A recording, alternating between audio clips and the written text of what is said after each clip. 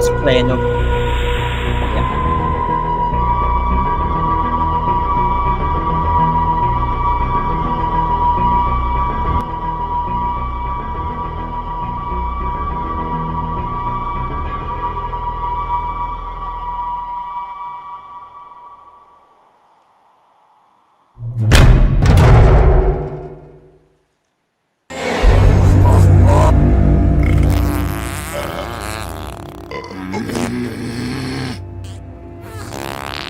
I'm dead scared, and I'm dead.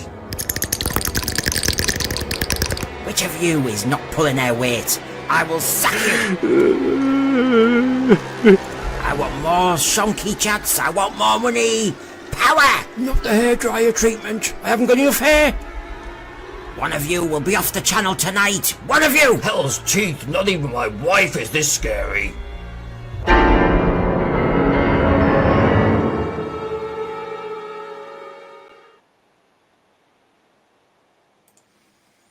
There's nothing as scary as the actual internet not playing very well. Let's see how this goes. Hopefully the mic works. Hopefully everything else. It's the fourth show of 4 in one day. The quartet is nearly complete.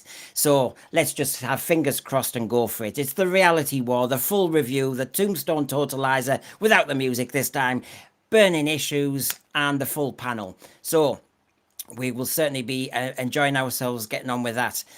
Obviously, at some point today, I did one of my streams on the lame finale. Where was the bounce? 2.17 million we discovered. And of course, the devil's in the detail as well. Check that one out.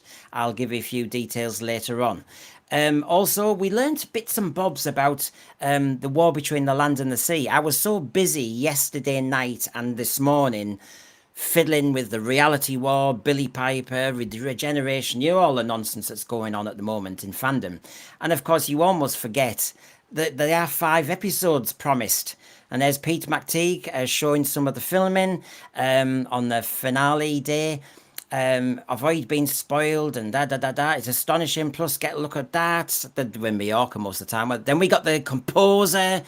It's supposed to be all exciting. But the thing that gets me was, of course, the Sea Devil. The Sea Devil. Now, this is triggering for me. The Sea Devils was my entry point to Doctor Who. So to tamper with them this much is really telling me to go and clear off. I know you improve things. The Rorys of the Deep, the Silurians didn't quite look like the Silurians of the 70s. I know, but my God, why?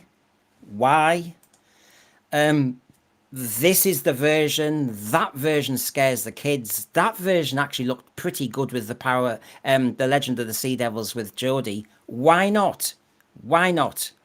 Look, as some people have been saying, some fans, it looks pretty generic, to be quite frank. I don't know. Just give us the Sea Devils, for God's sake. And if you can't be bothered, come up with a new creature. Just call it something else. But don't tamper with people's memories, people's Blu-ray collections and all the rest of it. You, Sea Devil, they better call this as something else in a minute and say it's something very fishy and different. Disappointed. And of course, as you can see there, there's the composer working on the soundtrack for the war between the land and the sea. I'll be intrigued.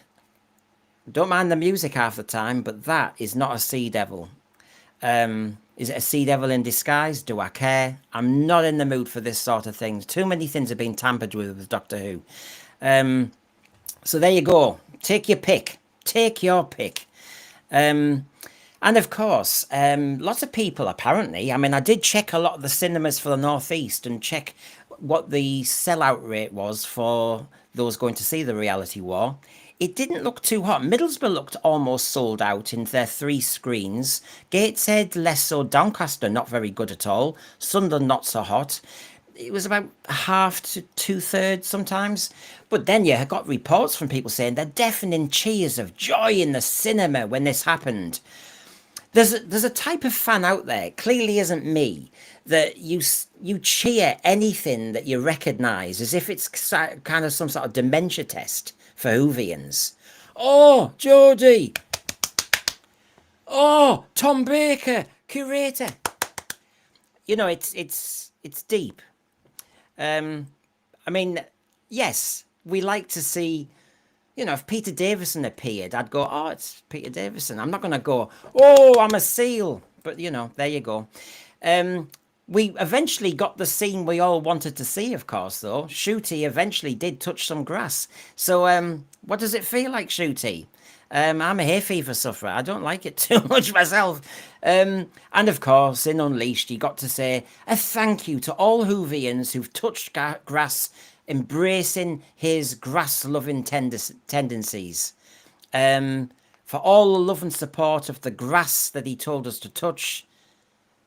And so he's really embracing his hay fever side. I love you, Whovians, so much. And we've grown an awful lot of grass and lawns just for you, Ncuti. Feel a love back. But isn't it funny? Doctor Who's Ncuti Gatwa said he'd be angry if he never gets to face a Dalek. He didn't. And as you can see there, you can see each Doctor who faced the Daleks, who faced the Cybermen, who faced the Master. And Ncuti hits a blank. So something's gone a bit wrong, hasn't it? Let's be honest here. So, we've been busy. We've had the Who night. We've had the Who morning.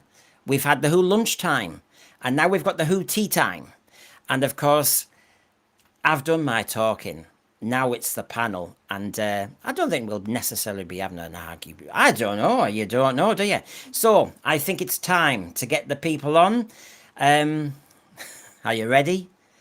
Have you got any energy? Is this a good detox? Well, here we go. Let's start bringing the panel on. Here's John. He's excited at the end of the season. Oh, he's George as well, and he's the dog. And Michelle, good to see you. Oh, you're celebrating now. And Rachel.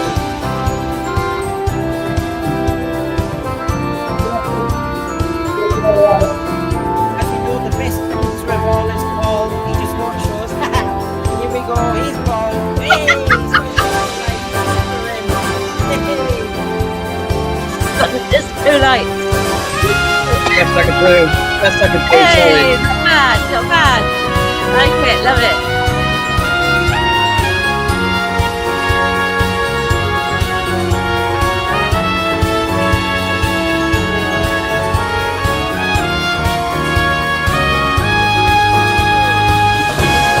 We're not found.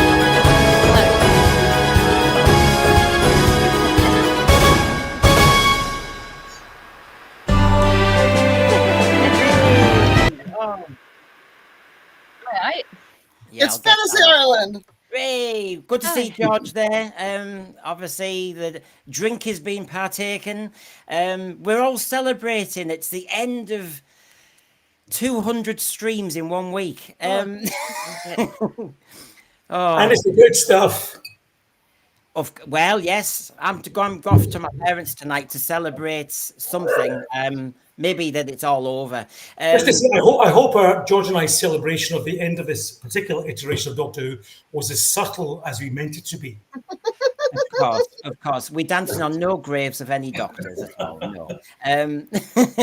Well, I, as usual, my lovely technology is working so well. Yay!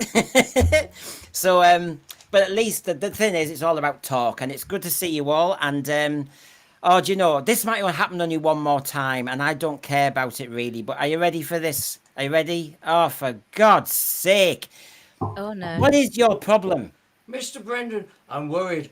You said one of us has to go. And, you know, is it me? Am I going to lose my job on the Sense Sphere? Have you got the hint yet? Go and find some bloody grass, you. Honestly, you've had a go of. Mind you, he's been the doctor for what, 5 minutes? Sanctimonious. Tell them Big Finish is hiring. Yeah. Now then, Mr. Do you think- Mr. Brendan, I'm the union rep for For hair restorer. How are Funny you looking doing, union Moses? rep. I'm going to put you under Section 2 of Subsection 5 of the Hoopet Protection Society. Honestly, everyone's unionised nowadays. Yes, he needs to be somethingized anyway. Yeah, Cut them he's off, not going to cut be them on. off. He's not going to be on a 0 hours contract. He's going to be on a ground zero contract. Listen, get that Susan to get a 0 room and stick him in that. Yes, I know. My profession is not unionized. We tried to get a union a couple of years ago and it did not work. So museum interpreters are not unionized. Well, I don't think that they should be in the union. They seem to be molesting each other. Hey, clear off you. Hey, come Under on, the that's doctor. the after party. That's You're for not- the after party. You're not my doctor anymore. Clear off. Bye. Was Yeah. he ever? We'll need to get a Billie Piper one now. Phantom Piper. So good to see you all. It's always good to see this panel because I know it's nearly over. Oh, thanks. Thank you very much. Yeah, sorry, I know it's the truth. It's the truth. I know. So, right, where do we start? I think we start somewhere called burning issues, don't we? Because we all can't get to see the doctor all the time, so we might as well get them out. Here we go. Burning issues, everyone.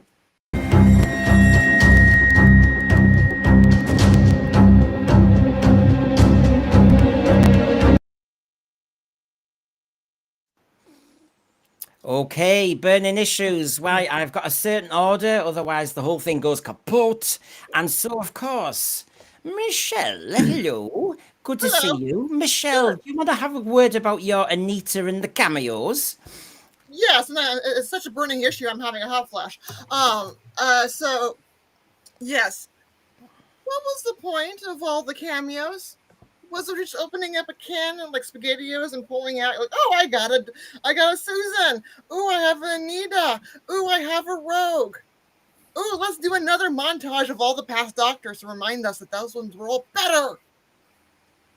There's the cameos. The cameos that made absolutely no sense, especially for it's not an anniversary episode, not an anniversary special. Why are we having this cameo soup? Michelle, you've just not got the point. You're not a true fan. Come on, it's fan Apparently, fiction. I'm not. I'm not. So, it's very clear. Michelle, it's fan fiction. You're supposed to see these as Easter eggs and lovely little moments for you to warm your heart. It would. Okay, again, this is something you should have done for this 60th anniversary. This is like what they do when they have an anniversary show. Also, when there's a thing here in American TV, because we go for longer episode lines or seasons, that there's a joke is that, the show is running out of ideas when they do a clip show. Mm-hmm. And so this is like the clip show of Doctor Who. It was the Golden Girls of Doctor Who when they always do that one over the cheesecake. I mean, hey, we didn't see Susan, John. Where was Susan? Have you looked in the cupboard? Perhaps she came back and, having seen the script, decided not to come back for a second time. And who could have blamed her? Yeah, no, Michelle's quite right. It was just... But listen, it was basically the kitchen sink that I predicted last week. And we should have had fair warning of that, because in this iteration of the theme tune, Murray Gold had the Doctor Who theme tune played by an orchestra, playing a lot of kitchen sinks and hammering on kitchen sinks as well.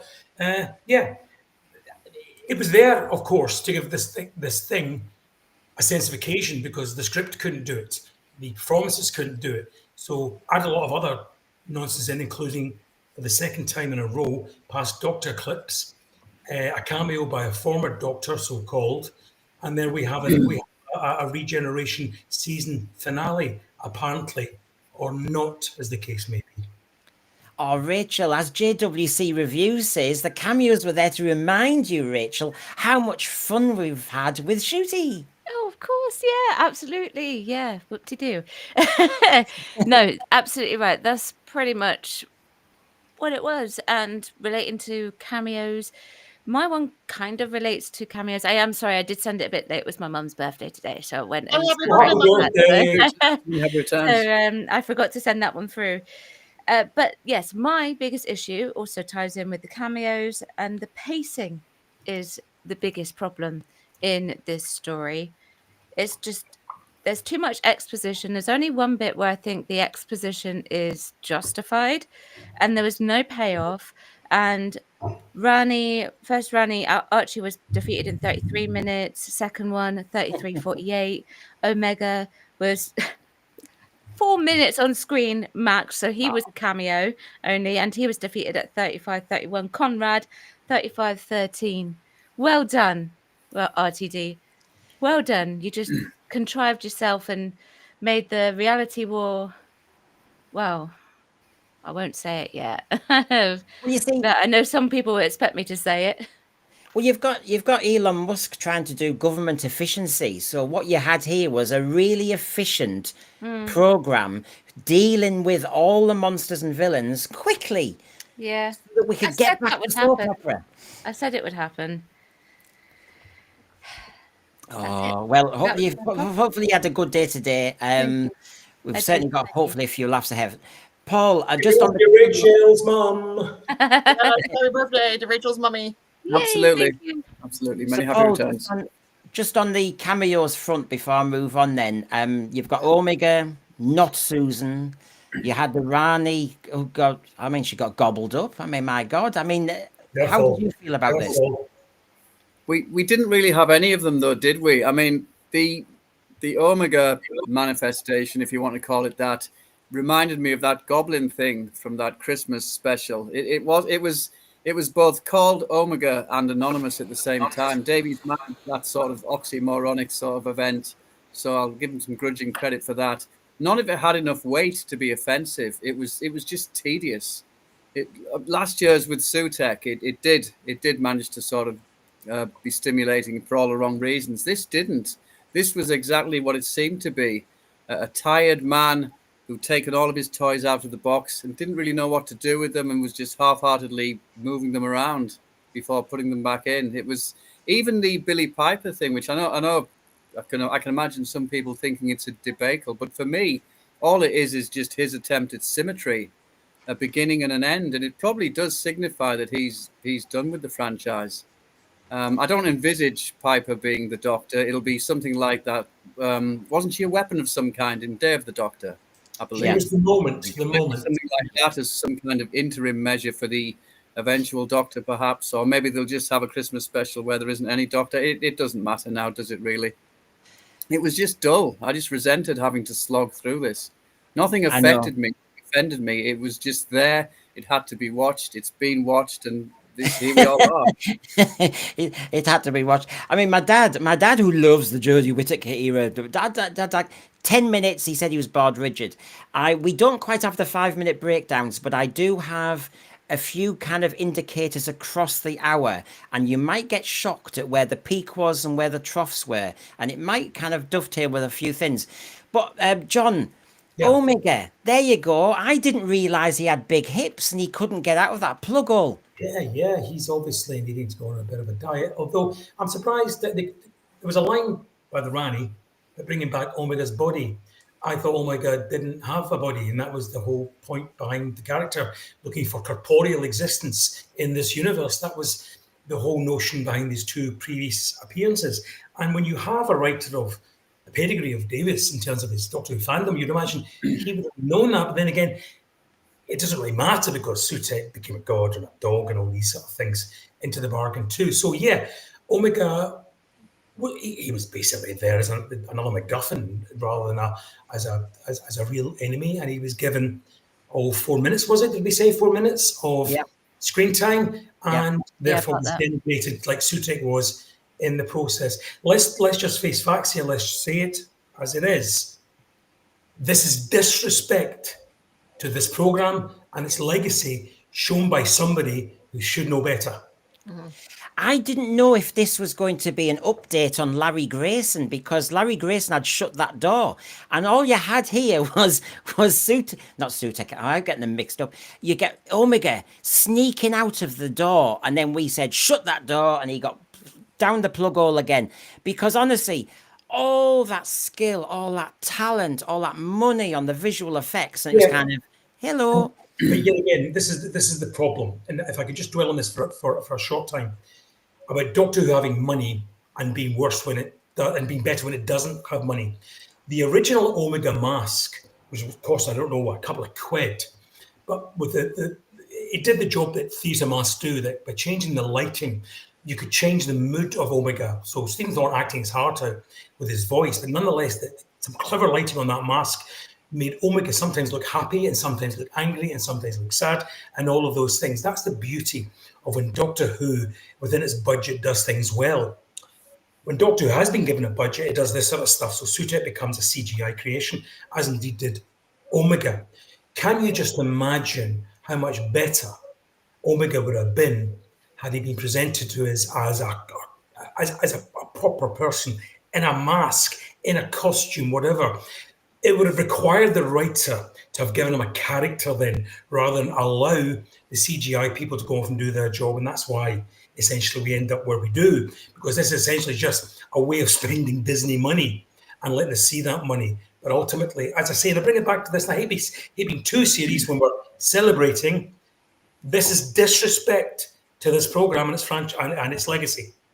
Oh, but John's been too heavy on this, Michelle. He's missing the point. He's missing the point. You know what he's like. Oh, you know, like his Glaswegian, him and his Glaswegian grump. Yeah, and half the time I can't understand what the heck he's saying. Is that even English? I know. It's something about chips. So basically, What? the Oh God! Now he's gonna get drunk, and we can't even understand him even more. If you want to be God. if you want me to be Glaswegian, don't worry.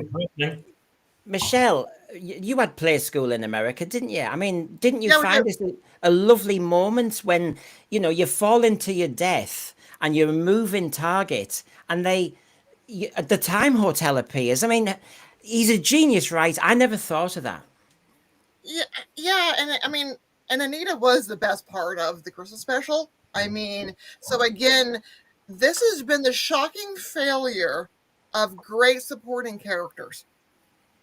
I can go on the shocking failure of Anita, the shocking failure of, I love the Sunday family of Grandma and the mother, the shocking bad use of those characters, the shocking bad use of the companions. So again, this is just another like, oh, I got my Barbie dolls. Now I got to have somebody come in. It was like, oh, we got plot hole. Well, he can't die yet. He can't regenerate. Oh, I don't know. We'll just have Anita come back in. You know, we'll just put her in there. What is the point of even Ask having... Michelle to repeat that. What did she say? I didn't quite understand it. It's something American. So basically, We beat y'all. she said something. I don't know what it was. No idea. It was relentless, Michelle. It was relentless noise. And that's what my staff says when I talk to them. Yes. So, thank you, Steve's Ace, Super Chat. Thank you. Adding a wheelchair ramp to the TARDIS, then not have anyone use it, making the change to Davros and not having him in an episode. Oh, Steve, how curmudgeonly. Are you from Glasgow? Hold on a second. But also making the changes to the sonic screwdriver to you because it looked like a weapon. And then the last thing this doctor does properly to defeat a creature is with a big weapon. But when we got the Billie Piper, when we will talk about that, when you saw Billie Piper and her face, she looked quite overcome. I thought she had the Sonic in her pocket or something because she was like, oh, and I thought, hello, and I thought, oh, aye, masses, have you got it on the wrong? Fancy. Yeah, I'd say, yeah, God. Anyway, this was just a cop-out. If I'd written a script for the BBC and said, and then there's a door, and then they'd have gone away, you know, that'd have been sectioned. So basically, thanks for that, Steve. We're going to be spiky tonight, aren't we? Not with each other. We're just going to be spiky about this bloody program. How they kept slagging her off the whole time, like, "Oh, I'm just a manager. Oh, I'm just here to hold the door open." Yes. You know, I mean, Rachel, this door thing. He opens the door. There's Rogue, and then she had to shut the door. I think they were up to mischief. Yeah, they RTD kind of undid a character a little bit, I think, because I didn't think she was in love with the Doctor. No, I got the distinct impression that they were just very, very close friends who had lived together for a year, and so I never got that implication. I will say I was very pleased that Anita was back. I didn't mind the Time Hotel returning. That's not too bad. I don't mind that. If it's an easy way to sort of tie things in for RTD because he can't think of anything, then fine. But I just feel like they underwrote her and they did her a disservice because she's far more likable than Belinda. Oh yeah. Oh Yeah. yeah. Yeah, writing, Oh. but she didn't even sound like she did in Joy to the World. But I suppose that's different writers, isn't it? I guess in this case, and he didn't really know what to do with her because it's Stephen Moffat's creation. So Yeah. And it's pointless us talking about the Rani because she got gobbled up. I tell you what, when you have a master plan to bring back one of these evil geniuses like Omega, always have a backup plan, love. always. I mean, have a toothpick or something. I mean, honestly, it was ridiculous. That was poor writing though on RTD's side. I think he just couldn't think of what to do with her. I Rachel. think writing wise, she doesn't sound like the Rani. Portrayal wise, very much is the Rani from both of them, but he just didn't know what to do. Wash your mouth out, Rachel. Oh, I haven't saying got any soap. Sorry. saying it's the writer. Oh my gosh, RTD's a god. I am no writer of science fiction, but I know what I saw when Pip and Jane Baker did it because it's their creation. And I know what I saw when Kota Mara portrayed it, and I can very clearly see that's come across with Archie and Anita, but the writing does not match the character. Yeah. And it's not a burning issue. I just don't think he knew what to do. Well, he's the kid. He's the toy maker. Like I say, he gets the toys out. He's run out of ideas. Chris Lawley, thank you very much. Hand-taking ring after defeat of Toymaker? Question mark. Or is that one of those? Oh, I've planned that for series 3 or 4. Oh yeah. I'll trick you lot in the future. Yes. Well, what about this one? I mean, exposition. Talk about exposition dumps. A genetic explosion. Blather. I flipped my DNA. Blather. But you know what? John wants to get going on RTD. We might be here a while, Thread. RTD. So, John's going to say something. We won't know. We'll just humour him. It'll be something, and then we'll smile. So, John, you've joined a fan group on RTD, I think. I joined a fanny group, to be honest with you. Listen, I will speak very slowly for Michelle's sake, not because I'm intelligible, but because she's American. Okay, so I'll say things very slowly in the King's English. Here we go. Anyway, okay, listen. The point is this: we've all got our burning issues about this era, but it all boils down ultimately to one person: the writer, chief writer, and showrunner. That's the fella down there. He is entirely responsible for this iteration of Doctor Who and its failures. He would grab the glory, as he did do first time round, had it been a success. So he must own the failure this time round.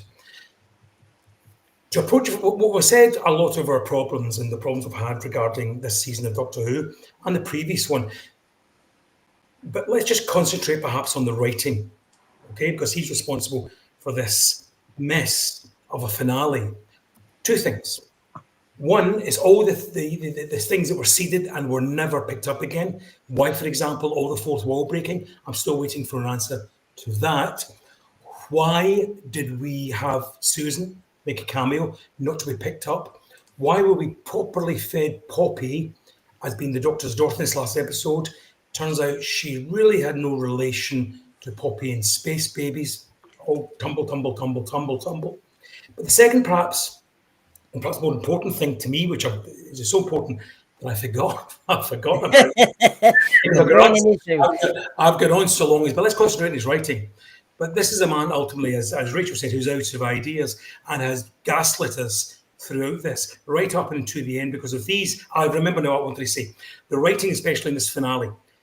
Most of the finale of this Doctor Who, this big budget Doctor Who, took place in the last 20 minutes in a brown coloured sitting room and somebody's back garden. In what way is that epic finale Doctor Who? And it's not, why is it not? Because it was all done, reshot, re-edited later on for whatever reason, because of Gatwa's departure or sacking, because Disney weren't happy with the product he'd written, for a whole number of reasons which will become clear to us, I dare say, in years to come. But ultimately, this finale just didn't do its job. It didn't excite. He was left to explain a lot, which he didn't do, and spent the last 20 minutes in such soap opera territory, that the likes of which Doctor Who has never gone into before, as to make the whole thing absolutely unworthwhile. So if we are looking for one person and one person alone to blame for the failure of this, that's him there. Well, I'll bring in Paul now because you've been waiting, and I know, but you know, RTD, it's an easy one for you to kind of get a grasp on, because you can take it in any direction. But any comments on RTD over these last 2 seasons, Paul, regarding how you feel? He's just had his own agenda. I know we hear this word a lot associated with this era, but that's what he came back to do. He didn't come back to write Doctor Who. Any Doctor Who that's been written by him or other people has been a byproduct of him trying to elevate certain factions of society who he deems to be beleaguered, but of course aren't. Everything was fine before people started coming along and saying that this person is being victimized and they must be saved, and it just goes on. And Davies has used our show as a conduit for it. And the fact that I think he is, I said earlier on, I think in the first panel that we did, I said that he might not be a hack, but I was wrong to say that. He definitely is a hack. And he's allowed himself to become a hack because of this other agenda. I think he has diminished as well. I think he's run out of ideas, as people have said. And I think the most pressing issue, though, is that he's came here for a reason. He just wants us to be better people. He wants us to respect his chosen factions. And until we do, we're not welcome in his fandom. And this entire exercise of his, this experiment, as some people call it, has just been to purge us from fandom. And I think he's succeeded. I think we should give him grudging credit for that. I think the great purge that he envisaged has happened demonstrably. Well, David Tennant in the Imagine documentary did reference this. I mean, the warning was there in November 23. He said, there's a punchiness to Russell's writing. It's like he's taken the guardrails off. And you think, oh, aye. So doesn't give a damn, will do it his way. And of course, we might come to... And of course, the Great Bad Wolf team, John, I'll just show you these first. Because, of course, I had a lot of faith in Julie Gardner in the first era because she was sharing the same office as RTD, and she did ask him a lot of questions, and she did push back on stuff. Unfortunately, she's been in LA. Anyway, she was describing in the documentary that Doctor Who was seen by the BBC and the media as a kind of entertainment, pastiche, a silly property. And of course, Phil Collinson went flying in there saying, which is absolutely what had happened to the show in the 1980s. Ho, ho, ho, ho. Pastiche and low entertainment. And then they explained, John, that... and this is Julie Gardner. I think on one hand, he's a showman, RTD, a showman. And on the other hand, he's dark as the pits of hell because he sees the darkness in humanity. I mean, John, this is why we brought him back. Yeah, and they're obviously part of his fan club, and good on them. Either that or they'll be lobotomized, one or the other. And that's fine. That's absolutely fine.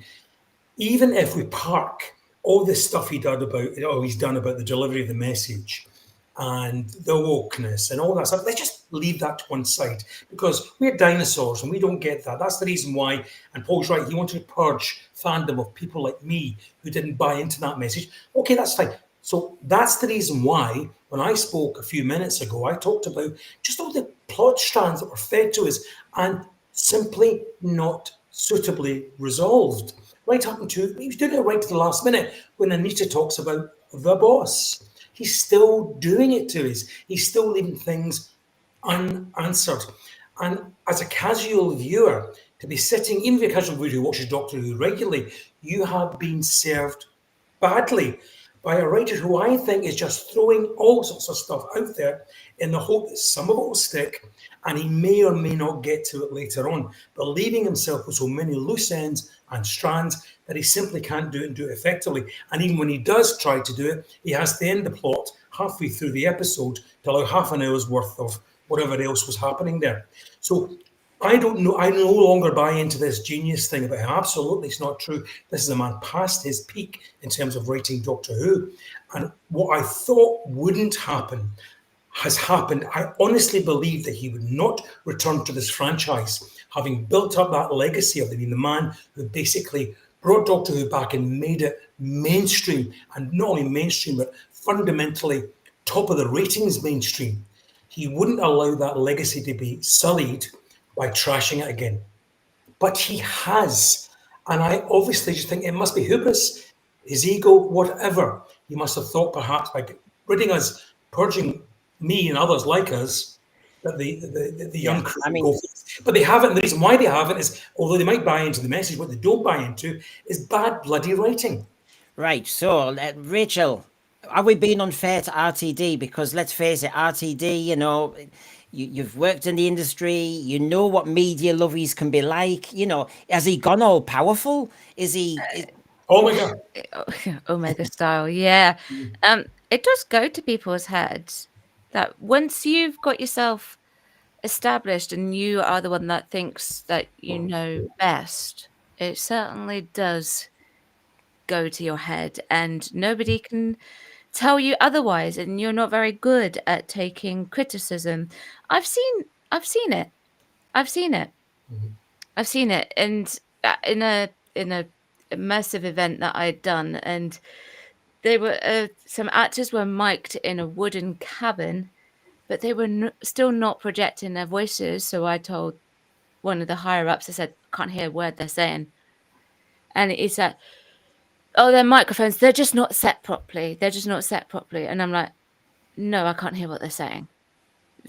It doesn't matter whether or not they're set properly. They need to project still, even when they're mic'd," and wouldn't hear any of it.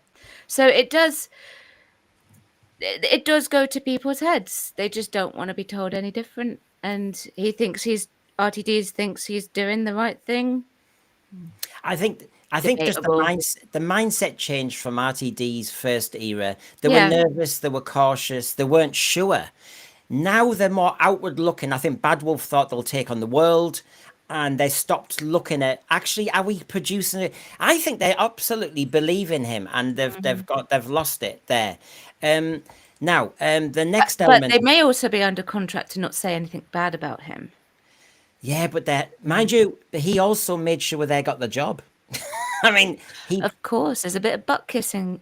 Of course. Now, of course, Nagamanchetti, the BBC has started to eat itself.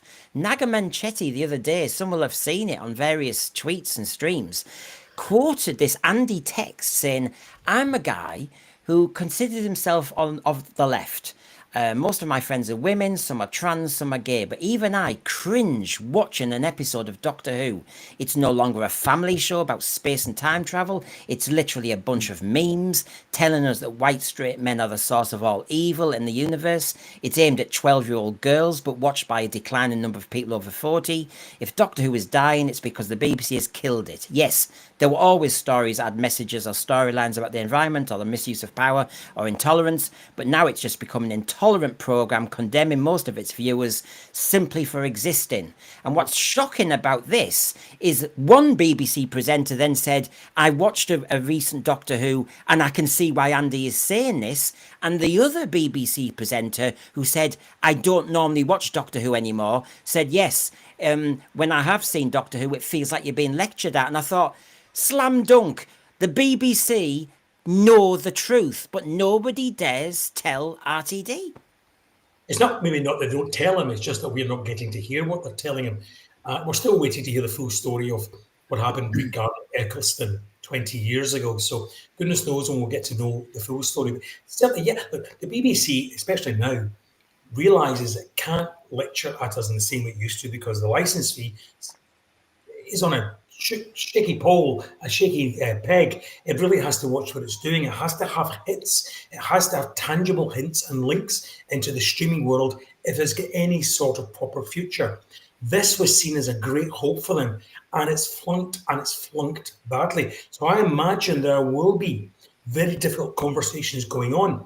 I don't know what they can do regarding his contract. If it is 5 years and they've only done 2.5 of it, I'd imagine they can buy him out of that, whatever.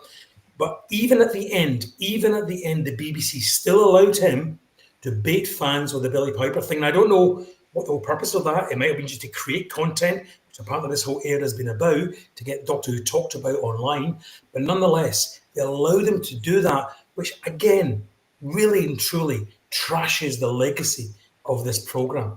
Well, yeah, I mean, Michelle, over in America, you're pushing back on public service and various things over there at the moment. So when you see this, could be hubris, could be people getting up themselves in a public service, and the public service, they're whispering to each other. They know that RTD's tired, but I find it fascinating, Michelle, that they're actually now starting to openly say it. Oh, 100%, especially since this is a BBC mouthpiece. So you would expect BBC to toe the party line. That this is great, this is wonderful. For a BBC radio show to come out and say this is garbage, that is very shocking, and that shows that there's a sea change, or there's some sort of that people are no longer towing the party line, and that perhaps the powers that be in the BBC are not happy about how this Disney deal turned out, and they're not happy. Because remember, they were promised Doctor Who every year, and we've had 3 years of Doctor Who. We have 2 more years of probably his contract. We're maybe not going to have anything until 2027. That's not what RTD promised. He's not delivering what he promised. So there may be some, rumblings of buy him out, get rid of him, and part of that is you're going to see people are going to start talking. And John's comment about what happened with Christopher Eccleston, and I put in the comment, just something tells me, that's my women's intuition, my gut, that the truth may be coming out after this fiasco. Okay. That people are going to finally start talking. Very possibly. I recommend to people, before we move on, that you go back to that Imagine documentary. Alan Yentob only recently died, but it was a good interview, and you learn an awful lot about Russell T Davies now, from his friends and how they talk about him, saying about how you capture a program. Imagine now being able to be this political. He knew what power TV has when it's done properly, being this influential again back at Doctor Who. It's the most incredible power because you've got all of time and space. It's a kid's show, and that's the power of it, creating a belief system. I mean, it goes on. And then, of course, he talks about picking a 15-year-old to be the star of Queer as Folk as a character, and now it will be a trans character. And there are so many dangerous things. And here's another fun bit when he said to Alan Yentob, "Oh, I've had such a good idea this morning. So I'm in 2025 already, about our series climax 2025, and 2026. I know what's happening in that as well. Oh, wow, this man is on fire." And then we see the scripts, and then we go, "Oh my God, you weren't on fire. You should have been fired." And of course, you saw in the house, there's his little Davros there. I thought he was anti-wheelchairs, but there you go. So, sack Bad Wolf, sack Chris, there you go. So I think what will happen anyway, Brendan. I think ultimately the BBC, they know they are not stupid. And they are, well, it's just not just Doctor Who's or properties, I say. This is about the survival of the BBC as a global producer of content. Doctor Who is one of the few brands that cuts through across the globe for them. They have to have it work. So they will be, I'm sure, contracts and the legal side aside, they will be absolutely brutal in what they have to do to rescue this brand. I'm sure. Yeah. So, shall we move on to what's everybody been talking about today? Let me think. Yay! She wants chips. She wants chips. The Phantom, I called her the Phantom Piper. The Phantom Piper. Who's afraid? Who's afraid of the big bad wolf? Me. especially with that face. I thought she was the Joker. I thought, what the hell's going on? As Divine and Dragon sent me later, he said, you know, the sun that you saw in Teletubbies. He said she kind of looked a bit like the sun in the Teletubbies. I thought there are some problems here. There are some serious problems. Now, Rachel, were you cheering? No. Oh. Right. So I said, because I had heard of the rumor that there was possibly going to be a regeneration. I won't deny that. I don't go looking for spoilers, but because they hadn't announced someone, I said it was going to be an open-ended regeneration. And essentially this is an open-ended regeneration, but this is a mistake because it's a hook. It acts as a hook for people who love Rose, people who love Billie Piper, and they're thinking, oh, Rose is coming back, but she's going to be the Doctor. Why is she taking on this form? The day of the Doctor. Why is she doing that? Why is she doing that? You know, and they want to know, only for it to be a big fat MacGuffin because she's not introduced as the Doctor. Yeah. I think the bit where it should have ended was the bit where it transitions into just complete regeneration energy, and it looks like we've got the shape of a head there, and that's where it should have just finished. She shouldn't have come back. No, it's up to her. Fine, she got paid to do it. But it's RTD and Bad Wolf doing that. I wanted that laugh. Sorry, I just realised what I did. Oh, trouble. She's been got at. Yeah, big mistake. And I don't think it's going to present any kind of draw for any early day fans, in my opinion. But there you go. Now, Paul, you normally see some plot devices, some great trickery, pokery. I mean, come on. She could be Bad Wolf, scattered up amongst the cosmos as a warning to the Doctor. She could be the TARDIS. She could be the moment again. I mean, there's some great plot lines. Paul, you're on this like a rash. You love this.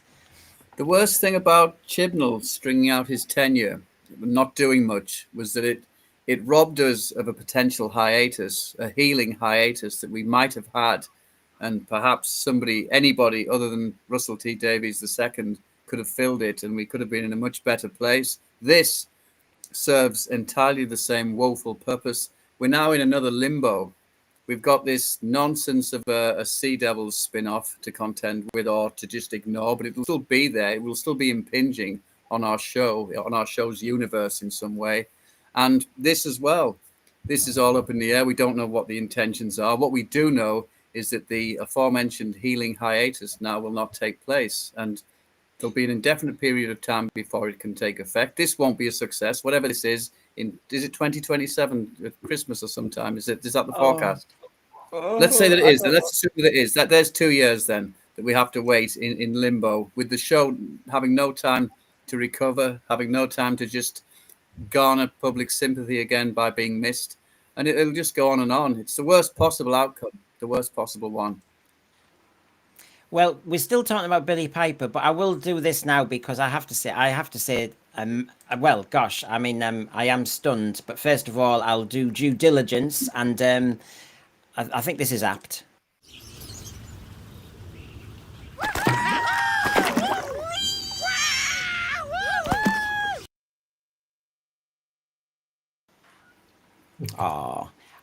But Brian, you were on our show last night. There's no need for you to be. That is extremely generous. And Brian, well, number one, thank you. But you're doing your own channel, and all that. But thank you very much. Obviously, thank you.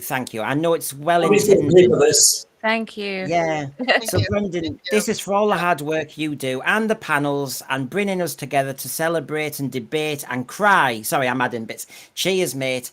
Well, cheers to everybody. And I feel as though this is the end tonight, only because it's the end of a long day. But I am actually kind of thinking, do you know what? We've got there. The 8 weeks was a slog.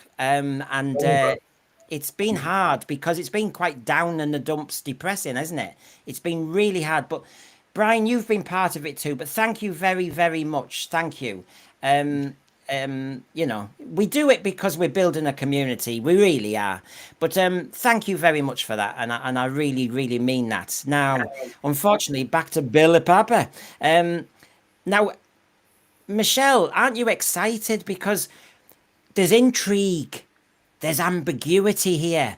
You can play around with this. As RTD said himself, it's an honour and a hoot to welcome her back, but quite how and why and who is a story yet to be told. It feels like the last gasp of effort of a dying franchise, because he couldn't fade to black if he wants to season 3, because then it would be the truth of saying, yeah, guys, I got nothing. It just feels like the last like we're rearranging. We're past rearranging the deck chairs of the Titanic. We're out there in the water trying to get Rose off of the board. I mean, we're in the water trying to push her off. I mean, at this point. Michelle, is it possible that when I know we have a level of cynicism, and actually today we probably might and agree I was the most optimistic about this error. Yeah. I am so disappointed on how this ended up this whole 2 years. I felt nothing when Ncuti regenerated. No. But Michelle, can I ask you this though, Michelle? To push back on the, you know, everybody's saying a certain thing about the Billie Piper regeneration type thing. Would it have been dangerous for the BBC RTD Bad Wolf to have faded to black? Because you fade to black, and I'd said it myself on a stream, BBC executives, media executives, Doctor Who's old news, if it's not on the screen, and, well, it looks as though we've kind of punctuated it and ended it, so leave it alone. If you turn the Doctor into Billie Piper or somebody else, then it looks as though you have to continue it. Correct. Again, that's what I'm saying. We're past rearranging deck chairs on the Titanic. The band has stopped playing. They're running for their life now. It's like the nail in the coffin. I mean, it would have been bad whatever way, but it's just so mishandled, this error. Yeah, Tardy Spider, I haven't seen you for a while. He's doing his own little streams as well. I mean, they're all going like good ones, Rachel here. Tardy Spider, Terry's great. I know him from my earlier days on another channel. We know who it is. But yeah, Terry, good old Terry. I haven't seen that name for a while. Hi, Terry. And he's lovely. Hello, Terry. Yeah, good to see you. Me and John will remember you from our other channel days when we used to do Sunday mornings. And Terry used to come on. Terry used to have a little coffee and appear out the blue, didn't he? But it must have been some ungodly hour. I still got up and do that show on Sunday morning. But I didn't realise it had stopped.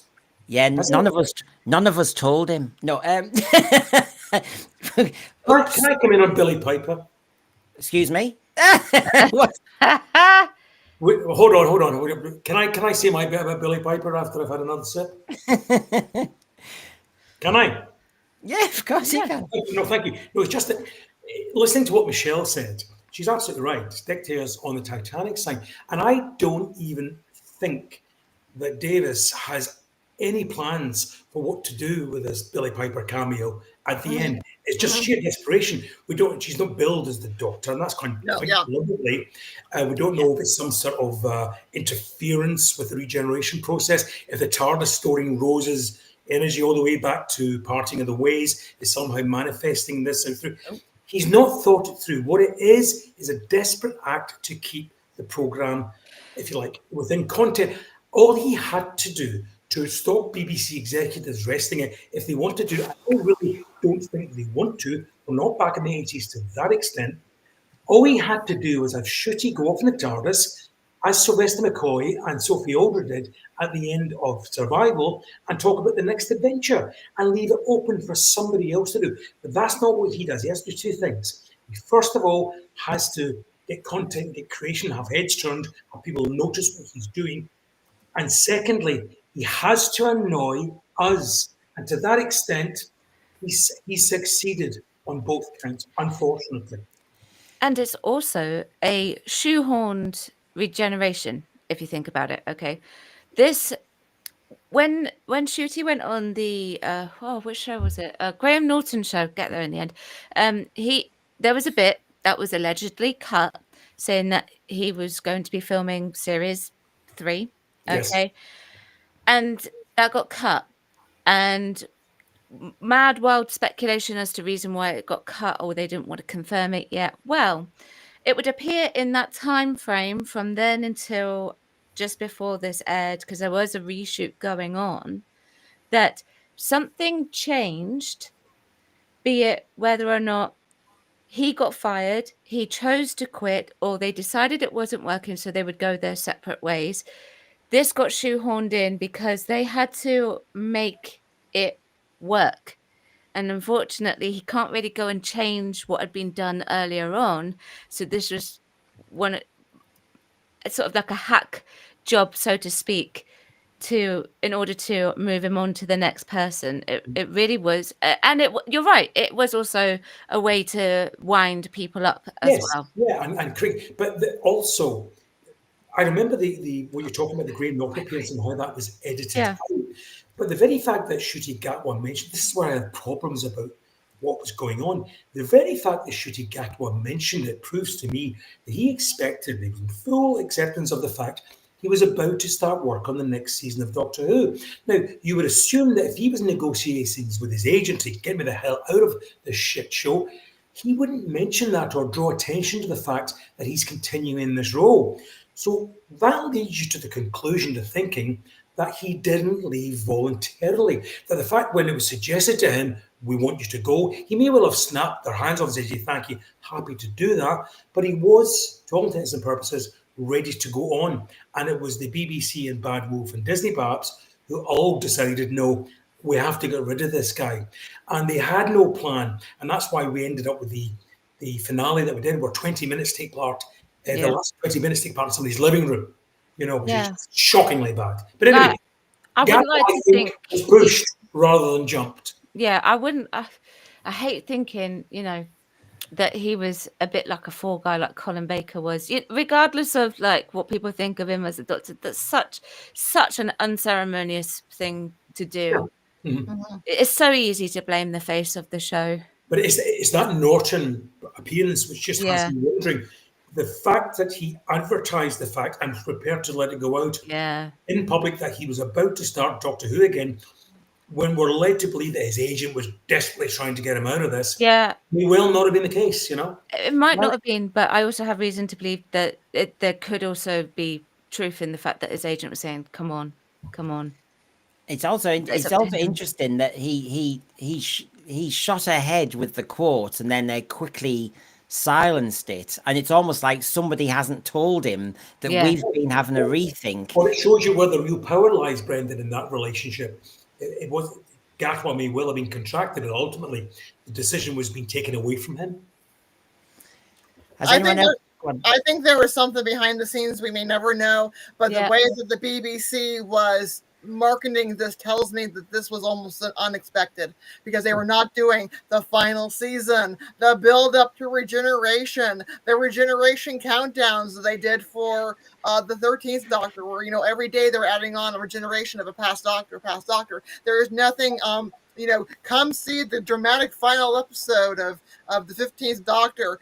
In the United States, we are more aware that Evie Pig was born in Peppa Pig than we are about what's going on in Doctor Who. And even though this goes back to a different generation, when Colin Baker was unceremoniously sacked, in negotiations with the BBC, they wanted to come back to do a story to look as though he decided to leave and have a regeneration. So it was all going to be handled nicely. And it was only through Baker's own respect for his own career and his own choices that he said, if you don't want me, I'm off. I'll do the season or I'm off. And that's what ultimately happened. And I'd say that's fair enough. That was very unfair to him. Right. So, I used to do this at the beginning, but we haven't done it for a while. But just to have a cheeky kind of afterthought on this, here we go. You may recognize this music, John and Michelle.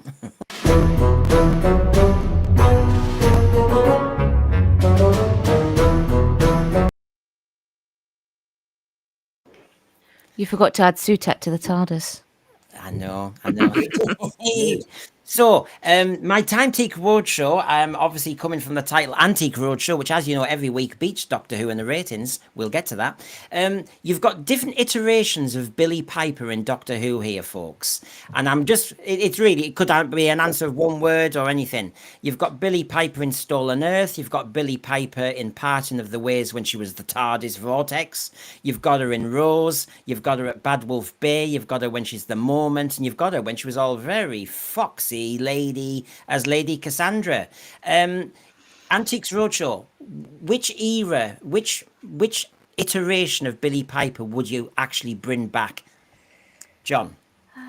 Oh, well, nothing, not one of them, because there's no point. The reason why he's the wrong, Russell Davies is the wrong choice now, because even, and the alarm bells that should all have been ringing for us, the first thing you do was reappoint David Tennant to the TARDIS. We should have had the alarm bell ringing in our heads then. And the next thing he does, to bring somebody back, is Billie Piper. So it's all about his era, all about harking back to the past. And yeah, that's fine. So I don't really want to choose. I will if you force me into it. It would be the first iteration of Rose in the first season. That's when she was at her finest. You know, she was building that character. We saw how the association with the Doctor being a good thing, how she grew, how she blossomed as a human being as a result of her association with the Doctor. I don't think they've ever shown that in a much better way than they did during that first season, how that relationship with the Doctor helped her grow as a human being. So if we have to have any, we would have that. But the whole point in that character's success is that character was Rose Tyler, played beautifully by Billie. It should never be done as a version of the Doctor. Right. And it's just to go on the record here, I don't think she will ever play the Doctor. I think this is all has been wound up. Now, John, this is going to have to be a faster hour because we're already halfway through the program. Paul, I'm talking too much. Oh, you know, you're good value, but obviously, he always tells me off if I don't get out in the next hour. So we're going to be going we're going to have to do the exposition, you know, like in the plot, going. And then I'll go all right. I don't care. I know, Paul, your thoughts. I don't want to back at all as the Doctor. Not at all. I agree entirely with John. It's a ploy. It's to hold our interest, or it's to be an interim sort of supposedly intriguing period for when the show comes back, if it does come back, and it means nothing. None of yesterday's episode meant anything. It wasn't even a story. You couldn't even dignify it by calling it a story. It was just a succession of precariously suspended events, meaningless events that just didn't hold together within themselves or in relation to what came before or after. It was just tedious. It didn't even offend me. It didn't even offend me. It was just a slog to get through. That's all I remember of it. Yeah, well, we'll certainly talk about the story in a minute. Don't worry. So, Rachel, regarding... It's all right. Rachel? Me, first iteration of Rose, because she's not in love with the Doctor. Stick with that. Yeah. Okay. And Michelle? First iteration again. That was the best. Yeah. I don't want to, as she was in Stolen Earth, you know, she had a dental issue. Let's have a look.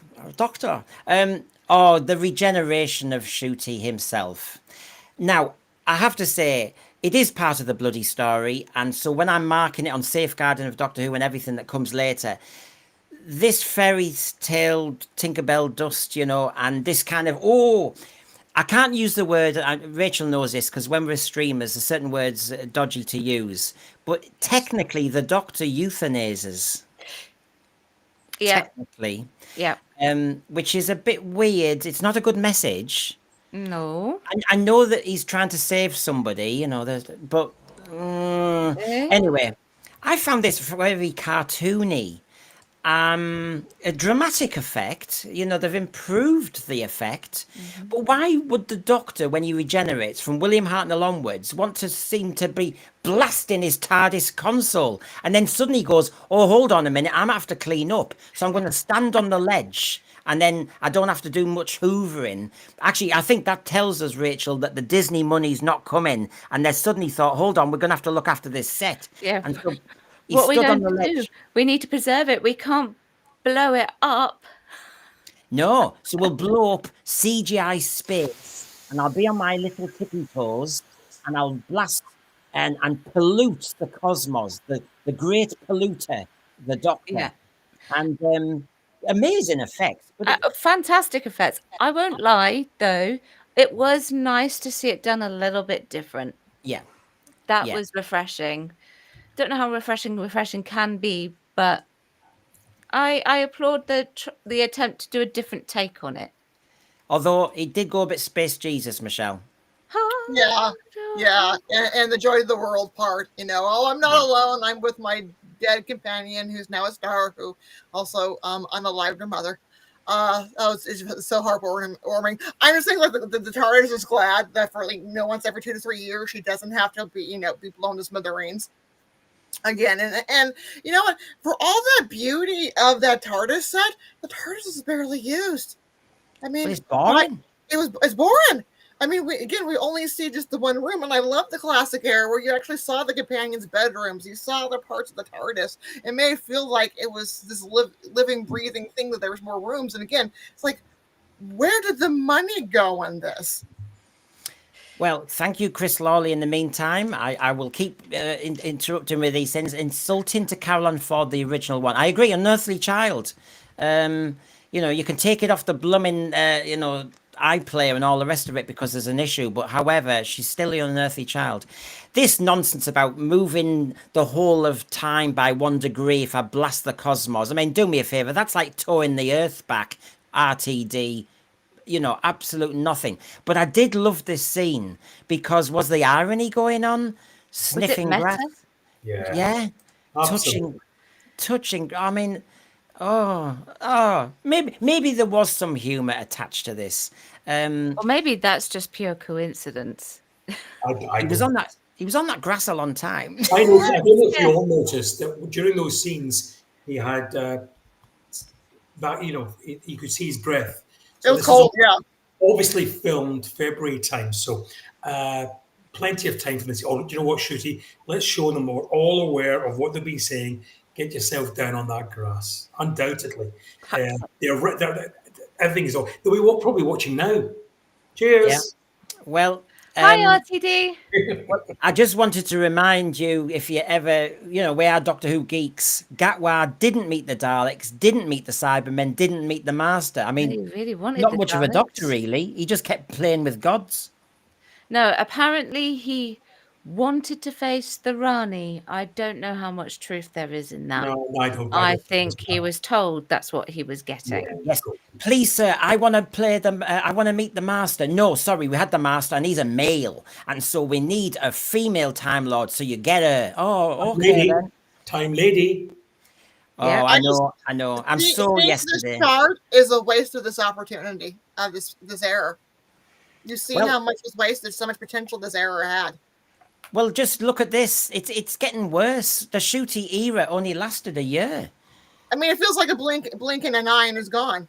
As somebody said, that he didn't have a chance to be on Children in Need. He didn't have a chance really to be like the Doctor in his costume in public events. He really didn't feel like he was given much of the opportunity or the Doctor experience to be the Doctor. Mm-hmm. No, so there you go. I mean, you can see how short it gets. I mean, look at that. I mean, Chris Eccleston, it says there 2 months and 24 days because let's be honest, it was a season and it was announced quite quickly. But Ncuti Gatwa, 1 year and 5 months. David Tennant before that, 1 year and 1 month. Jodie Whittaker, 4 years and 9 months. So you can see it. Blink and it's over. And I have to say that is a problem. Mm-hmm. That is a problem because what were they saying on Unleashed? They said, the director was excited. He said, you've got the 14th Doctor, the 15th Doctor meeting the 13th Doctor. And I thought, once they get into teen figures, I think it's blather to the general public. It's just like, boat number 17, come on in. So I found that all a bit tedious. This out of the whole length of this program, it's around 60 odd years, was probably the least affecting Regeneration. I thought the Colin Baker, Sylvester McCoy Regeneration had more empathy, sympathy, and emotion for me, and that was done without even the actor being present, than this one did. And the reason for that is because we weren't invested in this Doctor. This Doctor had done nothing to make him feel like he was the Doctor to us. And I'm not just talking about what was going on behind the scenes. I'm just talking about in terms of the content of the story. He didn't have an identifiable image. He had companions that came and went. He had two companions. One who just couldn't wait to get rid of him and leave, and the second one, the minute she joined him, she wanted to get back home again. So there was nobody there to wish him bon voyage and good luck on your way, because the writing hadn't led to that. So there was all different bits and pieces to try and make the end of this episode seem a bit like David Tennant's season 4, the season 4 thing, where they're all gathered around the TARDIS. We're all your children, we're all your friends, we're all your family. And it just falls miserably because there's no legacy to this Doctor, because there's just nothing there. Nothing there in the writing, Chiefly. So, I filled in my broke hack bingo cards, the sci-fi scorecard. I mean, I don't sleep. In fact, I had 2 hours sleep. That's basically, in essence, what happened. So basically, and I did correct it. I did correct it, because last night at Who Night, somebody said it was anti-religion because we had the original sin mentioned. And I thought, oh God, there was that as well, yeah. So I do listen to the thread, because I always miss one out accidentally. So there you go. That is almost the most complete set for the season. There's only Doctor Who weak, but yeah, he can't be weak in his blooming regeneration story. And Mavity didn't get explained. I mean, why? I tell you what, did any of the panel think when he was laying on the grass that he was about to meet Isaac Newton? No. I did. I thought, we're going to do Mavity. He's going to have an apple behind him. Actually, there's something I could say about that. When they talked about all that nonsense about Teal being a bit more bluer, Yeah. Ernest Borgnine still being alive, I thought there would be an opportunity there to say, and the word Mavity is now called gravity, as if we'd gone back the way and then go back to back. Oh, that was, yeah. Perfect. And that would have been a nice little twist. But then again, that would require some thought on the writer's part. Oh, yeah. Well, as you know, I think I need to tease you now, just to kind of break up our burning issues with... I remember last week, my old age kicked in and I forgot to ask you about the ratings. Well, obviously, this week we did do it properly. And here we go. It's ratings time. Who got it right? Paul might have been close. No, here we go.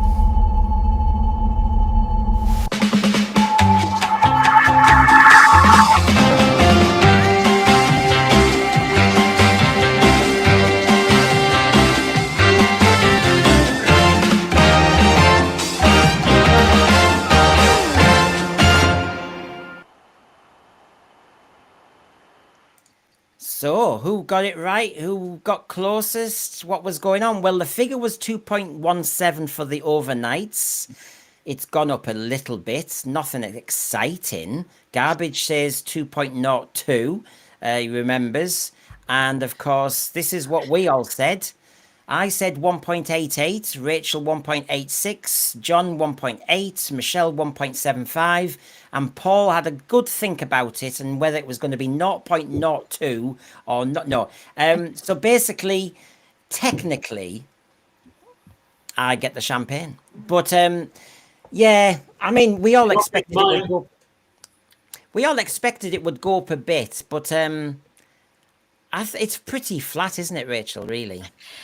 Yeah, I was. Yeah, you're right. It's flat. It is flat. This is very reflective of what people are wanting to see on TV. Things like, I was looking at a chart earlier. Antiques Roadshow. Yep. Consistently scoring higher than this at the moment, which is really bizarre because Antiques Roadshow has been on since I was a child. I don't know if it's been on any longer than that, but definitely since I was a child. I'm a millennial. You can figure that out for yourselves as to my age. And this is just not defeating it anymore. So, and it's Antiques Roadshow. It's just where you take your antiques, get it valued. And no DI. Well, there's no drama because you could have a long lost Picasso or a rare 18th century dress, and then you can watch Jodie touching grass. That's very true. Which is legal in most U.S. states now. I would say, I see what you did there. I would say that for the consolidation, it won't be any more than 4. 4 million, but it seems to me on the overnight that this series found its audience consistently. And if you ignore what the score was for the Interstellar Song Yeah. Contest, because that was sandwiched between Event TV, Mhm. then this one technically is the highest scoring of the overnights, which I technically also expected it to be, aside from the event one. I mean, it's interesting because when I did the season 1 average and the season 2 average in how it went, you can see episode 1 and episode 8 of season 1, we went from 2.6 to 2.25 overnights. The consolidator dropped. Whether you want to go on one or the other, they went down by 350 or 320,000 over a season. For this season, it's gone up. Episode 1 to episode 8, it's gone up by 117,000. 170,000, I apologize. You know, how well done. Woo! Yay! So it's actually consistent. And I think the add-on figure is quite consistent at the end of the week as well, roughly. Yeah. So you've got that. Now here we go. 5-minute breakdown. We haven't quite got them yet. Me and Rachel normally try and beat it. No, we're always trying to get them, aren't we? They don't always come out though, do they? No, And, they don't. They've not been consistent this year. Now, I've been told to say a reliable source, but you know most weeks who I get my help off, and on Facebook it's Gary Lee, but he said in this case it's a reliable source, and we all want to know this. It's a 60-minute episode. The peak of viewers was 25 minutes in when Poppy and Belle went in the zero room. I mean, wow, that was exciting. 2.31 million were watching then. So that was the peak. When do you think the lowest point, right, it's dead as fast as you can. When do you think the lowest point was? I'll ask Paul first.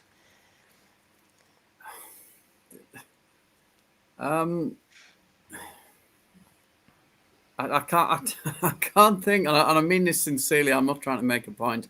I can't think of one point in this episode that was lower or higher than another. I really can't. It's one long flat line of entertainment for me. The thing is, exactly what it was. When I do the 5-minute breakdowns normally, when we do get them, the dip always comes in the middle. That's what normally happens because you get the legacy of the programs either side.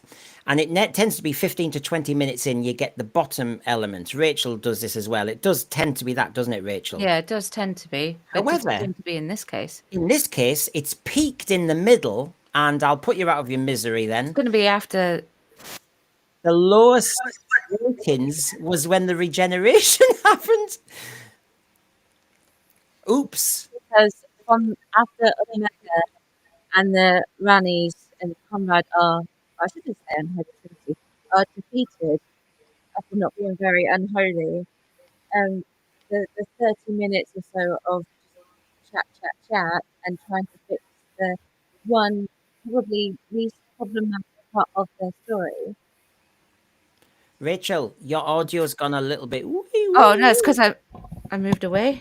Don't worry. Can you hear me now? Yes. Yeah. Okay. It's all right. Better. So yeah, what was I saying? So I think it was. I'll just repeat what I said. So I think it comes after the defeat of Omega and the Unholy Trinity, and it's just that sort of that 30-minute where they're just chatting and talking about the, what's going to happen with Poppy and all of that. That probably just switched everyone off because they're like, why do we care? I mean, okay, yeah, we do care. It's a child, but that could be addressed right at the end. But it was like Jeremy Kyle would do it better. He'd say, who's the father? And let's do a DNA test and it'd be faster. But in this case, it was like, oh my God, does she exist? Does she not? You I are want to be a father. father. Yeah, and I'll be honest with you, I'd love to have been a dad. And so that little moment, I could say, could get me emotionally triggered, but then I'd get over it and then I'd move on. But let's have a look. Now, we might as well start talking about the story. The story. So the Tombstone Totaliser music has been retired because if I bring it on, I'll crackle, and then it's which version do you want? So we will basically just kind of go, and then we'll do that. So basically, as you know, we have been scoring this season and last season as consistently and as objectively as we can. And we're going to get into here we are. We've got Robot Revolution to Wish World. I've amended it. You know, last week I had a little moment numerically. The story and engine and Wish World are joint bottom of this season on 43 points each. So that's where we are. And as everybody, if you've just found us, we're getting new people all the time. Loads of new subscribers today. Thank you very much, everybody. We score 3 criteria out of 10, and that's how we do it. You can see there, outstanding 9 to 10 is better than special measures. So that'll be the language our panelists start to use, you may notice. So our first criteria is safeguarding of who? So having watched The Reality War, John, did it... I've got to say it because I've got to be consistent. Did it feel like Doctor Who? No, it felt like toothache feels like generally, or I dare say having teeth removed without anaesthetic or Novocaine would feel. It's painful to watch, painful to sit through. Never before consistently have I sat watching Doctor Who, checking my watch to see how far in we are to an episode. That's how awful this is. And particularly knowing that this was, because we all knew something was going to happen at the end of this. There's a regeneration or some sort of drama. You always feel a bit of, anticipation. None of that existed throughout this. And right up to and including putting the two worst non-doctors on screen together at the end, where they both complimented each other about being the best. Beautiful. Someone should tell them that self-praise is no praise. Then was it Doctor Who? No, it's not Doctor Who, because I don't know what it's pretending to be. It's not even pretending to be Doctor Who anymore. It's just bad television, bad science fiction, bad fantasy, call it what you are, and worse still, boring with it. I mean, Paul, these are the great moments. Most Doctor Who fans go, a multi-doctor story. And you had... I was told, and I believe people, that they were cheering when they saw Jodie appear, and there she is, and she then gets close up to herself and says, "You're beautiful," which I think is a little bit problematic. But were you cheering? No, I was cheering at the credits. That when the credits went, that was the only time I was cheering. It was, like I said, it definitely wasn't Doctor Who. And one of the foremost reasons for that was it wasn't a story. There was no story here, really. It was a series of, like I said, meaningless events that were just suspended on very shaky sort of ground. And we just had to follow one after the other. There was no relation between one and the other. And it was woeful. It wasn't even an episode of television of any kind. It was just somebody who's run out of ideas and who still believes that his past glories, as it were, are enough to cement anything he offers into something cogent, and it wasn't, was it? It wasn't at all.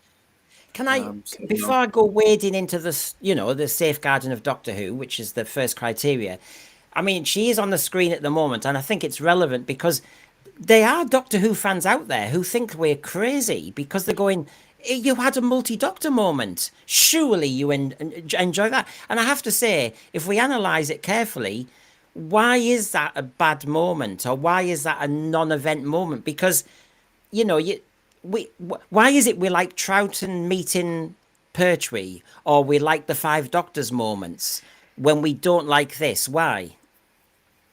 Some people are prepared to give them. Sorry, I thought it was still me. My fault. It's okay.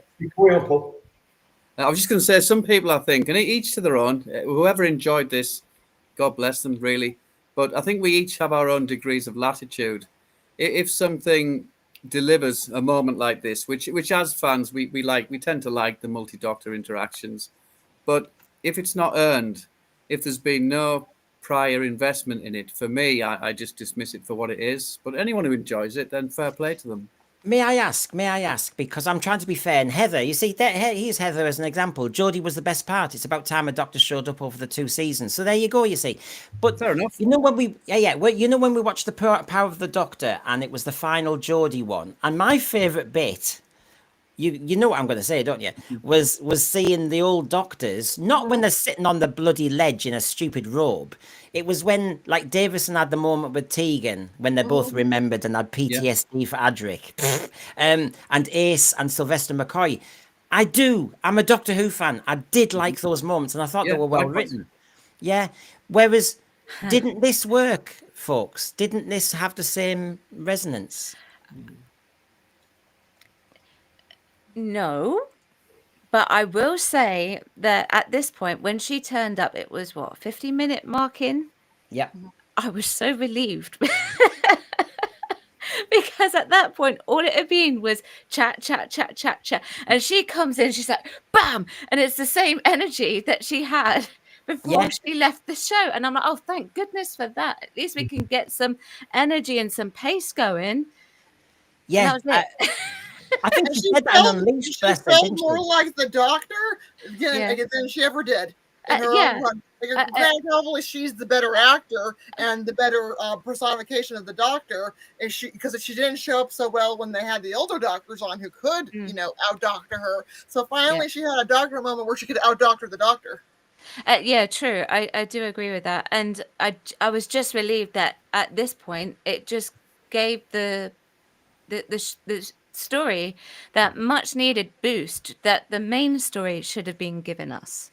Yeah. And I feel almost bad saying that, because that's not anything against Jodie. But it's just a fact. Yeah. Here we go. Not for the right reasons either. Bring a bit of lightness to the proceedings.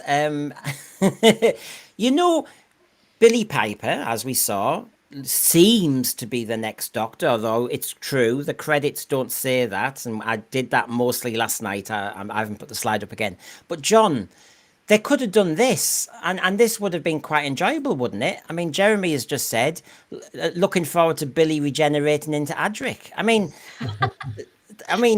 You're just saying that because somebody once told you 105 years ago that you looked like Adric, and you're looking to see yourself. Oh my God, I don't want that. No. Yeah, because it's like the Doctor talking to yourself, going, "Oh, you're beautiful." The whole thing was, I was the best. No, I was the best. I'm with when Rachel says this, I get and Paul's right about how people, if these are the Doctors, they might be happy to see Jodie come back, and that's all good. To my mind, neither of them were written as the Doctor. I'm not talking about the actors here. Neither of them were written properly as the Doctor. So that's why they're not proper Doctors to me, because all Jodie was given lines to was to be hyperactive and be like Tennant, but with female bits. That was basically how she played that part. But that's how the part was structured for her and written for her. It was nothing to do with the actress, I think, as such. So I understand how people would be happy to see her go. But the reason why she's there, ultimately, is because this Doctor has nobody else around him to see him towards his regeneration. So they have to have an old Doctor back, because he wrote himself into a corner with Millie, and he wrote himself into a corner with Belinda. So therefore, it required some out-of-the-box thinking for him to do. So, well, what we'll do, we'll get Jodie back, and we'll get her that little conversation there. So it's all old hat and all been done before. I have no investment in this, because neither of them were proper Doctors as portrayed on screen. I dare say, different showrunners, different writers, may well have been different for both of them. But to my mind, neither. I've been kind of Gatwa there, because I don't think the acting chops. We tended to like friction and a bit of tension between the Doctors when that was invented, rather than a loving and a hug. And it's drama, isn't it, Rachel? I mean, drama is normally when there's a little bit of tension going on, or not like going, do you know, Rachel, you are the most amazing person. I mean, who wants to watch that? I think that's just RTD putting himself into the script there. I thought that was a bit of writer's pride and self-insertion, which he's perfectly entitled to do, but it just Self-insertion, doesn't is sound that like the legal? Doctor. Is self-insertion legal? Self-insertion legal, or for that matter, even possible? Well, Randy Howell, thank you. The Canadians have been very, very generous. For the Who Pet Strike Fund, today I saw Jodie's DVDs marked down by 60%. And happy birthday, Rachel's Over here. mum. Thank you. Oh, there you go. Thank you, Randy. And Brilliant. I'll put a puppet up in a minute, but we're going through, Michelle, aren't we? Safeguarding of Doctor Who. Where do you stand on this? I'm trying to think of elements in this 60 minutes we could mention. 4. I mean, Ronnie got an Ian by Skeletor, Omega. We had Hoth battles in downtown London. Now the unit building can swivel around like it's a freaking battleship. Though I will give points. Belinda finally told off Shirley, so there's like finally somebody told her off. I looked at Unit at one point, and you know, when they were in that kind of retro 50s feel, there were loads of men working there. Did you notice Unit at the end? It was loads of women and Colonel Ibrahim, who didn't know where to look first because he doesn't know how to chat up to women. And it was all women. And I thought, gosh, Unit has really changed. And what the hell is it about Kate Stewart? I mean, the Brigadier was always a little bit, hey, come on, and Captain Yates, and come on, and Sergeant Benton, get on with it. Meanwhile, Kate Stewart's going, do you want a job? Do you want a job? I mean, honestly, it's like Boys from the Black Stuff. Gives a job. Do you want a job? Do you want a job? I mean, honestly, you have to have a pulse. And Kate Stewart goes, would you like a job? And I can also talk about the Bonnie Langford perm. She went from being straight wavy hair, which really looked good on her, to that horrible, that is what I look like with a perm. I look worse than my poodle. My poodle can carry it off. I look like I just stick my finger in an electric shock socket. Okay, I'm not the only one who thought that. I didn't bring it up in my review, but I was thinking, what happened? Well, there was a rumor that she was going to die, and then there's like, okay, did we reshoot where she has to do something where she had to have the perm in? See, with that, or there was something that she was doing in between that she needed the perm for. There was something in between filming, but one minute she's got like the really nice, and also she also had a dye job done too. Her hair was a lighter, natural red color. This is like the Carrot Top red, and she had the the perm and the dye job all the way on from on the motorcycle. Some Doctor Who fans, on Safeguarding of Doctor Who will have... I saw people type this before this episode, and they didn't know it was going to come up. They said, I am desperate to see the Rani face off with Mel. And I thought, you know what? I'd never thought and bothered about that, but there you go. They just yelled at each other. It's like they just yelled at each other. But if you wanted we just yell at each other. But if you wanted it was basically, I'll just stare at you and curl my lip a little bit. Curl my hair. One thing I will give Mel credit for, or the writing or whatever, she did describe the Rani perfectly. She was the only person, I suspect it was the only line in that script of the narrative that was to describe the Rani so perfectly, because she encapsulated very succinctly what the Rani was, and it's a supreme irony that nobody else paid it any attention. I mean, Punjabi did her best. I do think that she did, and I do think that she understood the character. I think she understood the character, but like has been said, it wasn't allowed. The character wasn't allowed to develop in its proper way. She didn't behave at all like the Rani, apart from that first opening scene in the forest in the previous episode. Yeah, that was about it, wasn't it? Really? Yeah. But I agree. This bit was. I like this bit. Yeah, although scientists a little bit like, I want to do this, and then I want to do this, and then I want to do this. I have all these plans up in my head. I thought she did a great job as that. She had the Born jet ski, and yet in the end she could just appear. So why did she have the Born jet ski? I mean, hello, she had the Transmatty thing. By the way, this might be our final little Sunday for now, but Hasler Scott's telling us off. So disappointing that Brendan and the panel didn't do Ncuti cosplay today. Oh, which one? I don't think that would go down well if I did a Ncuti Gatwa cosplay. Fine. Well, all I can do... I'll quite happily get down to my pants if you want. Well, all I can do is say, look, we have done 8 weeks of this, and it's been hard going. And actually, I really do appreciate that a lot of the panelists only do watch the episodes to come on here and give us their voice, which is appreciative. Now, one of our...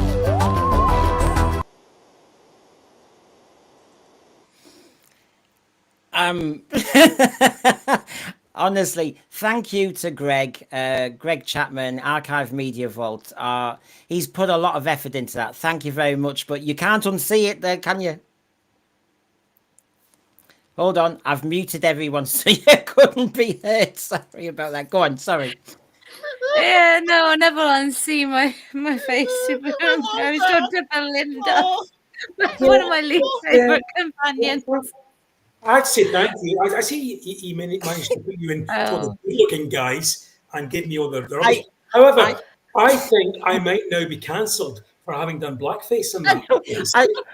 I had no say in any of the editorial decisions, but what a barber you look like. I'm going to get cancelled now. People might think I go out doing that. Honestly, Paul, Excuse the me, one I got I a career to really think know of. what I look like without my makeup. I just wanted Paul to know that Greg did it, and he was trying to get good shots of everybody, and he couldn't. That I've got nothing to do All with right, it. no explanation necessary. You got away with one there, Paul, because you can Let see my how. relief speak for itself. Let my relief speak for itself. Oh God. Anyway, I you could thought just it'd laugh at the rest of us. give you a laugh, I tell you. So there you go. So, Rachel, safeguarding of Doctor Who. Yeah. Anyway, yeah. No, it did not feel like Doctor Who at all. The Rani just in the writing was not a recognizable character. The portrayal, absolutely fine. I've said that earlier though. Omega. Omega was what was that? I had this feeling that they were going to probably CGI Omega. And the CGI fantastic. I'll get to that later. But the defeat of Omega so quickly, and the fact that he just did not look like what he should have looked like in like I would have taken any of his previous stories to compare to what we got here. You know, having someone do it live, I think, has much more of an impact. Yeah. I would say that. And you've got was it Nicholas Briggs that did the voice? It was Nicholas Briggs, right? You got Nicholas Briggs doing the voice, I think. And we know he's a very good voice actor. Why are you only giving him 4 minutes? Give him more time. Give him time to do what he does best. And well, in my opinion, if you are going to have Omega, you're either going to have him all the way through or not at all. Don't bring him on for less than 5 minutes Bob Baker and and Dave expect Martin. us to accept it. Yeah, Bob Baker and Dave Martin, the three doctors. I mean, hello, Omega, they invented, and of course, a 4-part story. He was such a serious obstacle that they had to Yeah. get multi-doctors in for the Yeah. first time. Yeah. In this one, it's kind of, the Rani's stupid enough, Paul, stupid enough to go and get Omega back out. And then she wasn't ready for him, and he just eats her. You see, Yeah, I mean, go on, Paul. Sorry, So you I said was just Paul, going to say, didn't you? like, I've said it already, so I'm probably being a bit repetitive, but it wasn't Omega. That's the thing about this episode with the Sutek thing and the Davros debacles. There was a fair amount of offence. There was a fair amount of just being askance at the effrontery of him. How dare he do this? Who does he think he is? I think there was a lot of that. Certainly with me, there was. I never ever watch any of the stories involving the things that he's maligned, and worry about Davros walking upright, or worrying about a little black girl being the first Doctor and William Hartnell being inauthentic. I never worry about any of that because it's not strong enough to supplant it. It was never strong enough to supplant it. I was always annoyed at, like I say, the barefaced cheek of it. But this didn't even arouse that in me. This is just weak. There was no way that could ever purport to be Omega. There was no way that, despite Punjabi's decent attempt, that character could ever aspire to be the Rani. And it was just, as I say, one meaningless event after the next. So it was just asinine. And that's the writing that's doing that. Absolutely. And when they brought her back for Time and the Rani, okay, Pip and Jane were in a bit of a precarious with a change of doctor, it's like, oh gosh, Yeah. what are we going to do? Because it was, you know, it wasn't a normal situation. No. So they went with the Rani needing the doctor to fix whatever it was in the TARDIS. I can't remember off the top of my head. And then as soon as that was done, she got back to what she does best. And we see it happen. And what we should have seen played out on the screen. Now, the bit where she comes in and she does her little exposition about what her plans were, regardless of whether or not it sounds like the Rani, I don't mind that being sort of explained in a static way. That's fine. But other than that, the entire story should have been dedicated to we're seeing Omega at the beginning and her trying to execute her plan in the most efficient way possible. And just at the end, when it looks like the Time Lords are going to return for the reason that she wants them to return, then put a stop to it. Yes, absolutely. And that's where it failed. And that's what I mean. He's gone so far away from episodic writing that it is just not recognizable Doctor Who. Then you put the characters in and he doesn't. I mean, he does know what the characters are. As you said, the Rani, as you said, Paul, the Rani dialogue from Mel was on point. The trouble is he then didn't deliver that. So basically, he knew what he was doing. Randy Howell, thank you very much. As a Canadian, I grant you Justin Trudeau plot more. Thank you very much. I'll just give you one quick cheer. Yeah! Yeah. Yeah! There you go. Happens twice. There you go. Right. Okay, then. So, what were the scores on the doors for this one? It's going to get so interesting tonight, everybody. Here we go. So, for Safeguarding of Doctor Who, it was I had to take ages to add up. Paul 0, John 0, Michelle 4, Rachel 3, and myself 2. That gives us a grand total in single figures out of 50 of 9. Oh dear. We didn't obviously, therefore, I think, feel that was Safeguarding Doctor Who. You had all that nonsense about the Time Lords are sterile. The RTD threatened cannon busting stuff. And I thought, but you can do cannon busting stuff if it's a good story. But it wasn't a good story, so don't change Doctor Who on this one altar. kind of busting thing. Am I missing something with the Rani? Because she says that she was at the Time War. But if you're going by TV canon, ignoring dimensions in time, the last time we saw her was in her TARDIS with the Tetraps. Yeah, I was told he's made Dimensions in Time canon. Dimensions in Time is like gold compared to this. I mean, yeah, I know. Eye of Horus. I feel Shakespeare. I feel as though this is like an end of season. This Eye of Horus. Thank you very much. This is Doctor Who fandom at its very best. So thank you to Paul, Rachel, Michelle, and John. The sense for you. See you when the next season starts. So that's a lovely thank you from him. Very much so. You're welcome. Thank you. You're welcome. Yeah, it's nice. It's got a nice.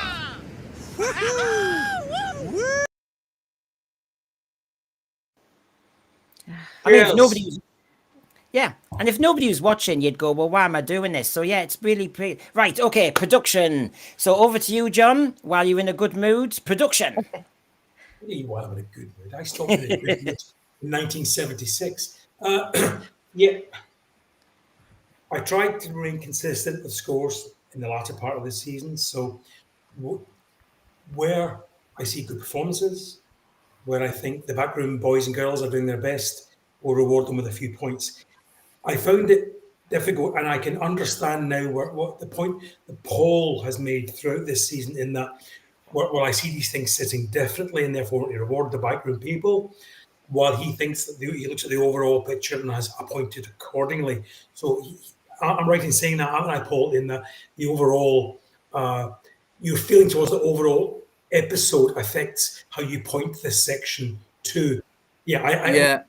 In fairness, John, I'm probably abusing this category a little bit to No, make a I'm petulant about point to because say- I do understand I'm what you about to mean. say to you that I now fully understand why you did that, Fair enough. because despite the hard work of people at Bad Wolf and wherever, and the actors, and try and make this work, it just wasn't. But I feel obliged to, give merit to the hard work that they do, despite the fact that they have a showrunner Fair and a enough. scriptwriter working against them, because it just seemed to me that throughout this, Russell Davis has got one eye on producing a television show and one eye on the internet to see who he can bait, who he can feed for content, all this sort of nonsense. But so promising. I really think Archie and Anita were great as a double act, the two Ronnies. You mentioned that, and I have a little throwaway comment from Michelle. You might not know the two Ronnies were a double act in the United Kingdom in the 1970s and 80s,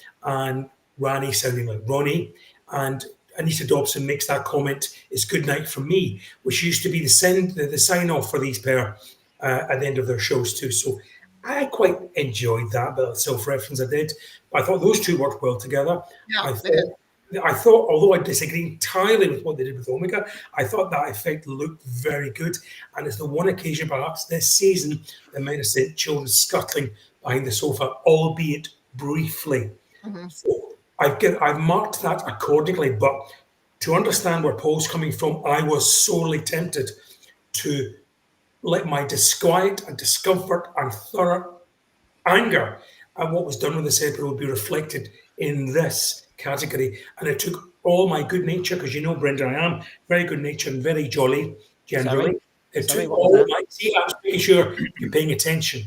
All my good work to point this appropriately. So I've tried to reward their efforts, but generally speaking, it was hard work this time. We're at a Doctor Who convention in a week's time, so I'll see how generous he is then. I've actually contacted them to make sure that you and I are in different corridors. I want a ramp. So, honestly, Shooty's got a nice lump, apparently. honestly, I will give my judgments in a minute, but I'll come to Michelle. But honestly, for example, Michelle, this is the point of our, I think, criteria too. You can have an effect like these hot, burning tracks. So bloody what? There's certain effects that we use that had no kind of appeal. But anyway, I'm not directing you here, but what we Why are. didn't we get to see that? Just sorry to interrupt, Michelle. Why didn't we get to see Ruth flying through the air? Why was it done sort of more like BBC 1980s style? Was that an effect too far, or was the idea of a flying wheelchair a bit too much with the rest of Russell Davis? Well, they're running out of money compared to the Regeneration and Yeah. the Omega. Well, my comment to you was I've usually been very high on the production value, but I only gave this a 4 because, as I mentioned to you, you can only polish a turd so much, but it's still a turd. That's Paul's Yeah. I mean, I'm trying to be I fair. was laughing at this. I mean, this looked like Hoth. It was ridiculous. I found this hard, Rachel, because the actual Omega, whether he was good in the narrative or not, those 3 minutes, it was a stunning effect. Yeah. This Star Wars moment was stunning Doctor Who. Yeah. I will argue that it should have been the bloody cliffhanger and been used done properly. But I'm judging it on special effects. I'm judging it on acting, and I keep thinking, and the music was good, the Regeneration and stuff like that. Anyway, Rachel, it's over to you. But this is what I mean, everybody, and I can see Dalek fan Petrie thought it was cracking stuff, and you're allowed to think that, Rachel. Yeah, and I had to, for this one, set the writing aside in order to be able to judge it as effectively as I possibly could. So I thought the CGI was good, and obviously those few sparing minutes that we got with Omega, visually absolutely stunning. The camera angles and the cinematography that they did was also good. And it's clear that they've worked hard on trying to plan how they're going to piece this together. And remember, these people who are putting this show together, set the actors aside, are just blue collar workers who get paid a lot less than what they what the actors do or what the script writers do or the showrunner does. It's I don't know what their hourly wage is per se, but you know, they're the ones at the end of the day that are overall affected the worst by any decision that is made that may cause the show to be temporarily taken off air. So their jobs are the ones that are going to be on the line. But the fact that they can put that on that all aside to try and bring it together and to give us something that is visually creative like this, and it was really nice effects. You know, I applaud that. So I enjoyed the visuals of this a lot. Yeah. Just before I get too distracted, John knows this and Michelle knows this from when I started this at the very beginning. I don't want just the same agreement. I mean, if we all agree, that's by fluke. Dalek fan poetry. Come on.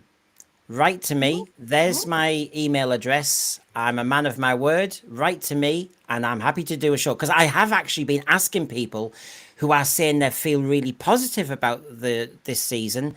I would like to talk to you. I'm fascinated. And that's not being cynical. I am.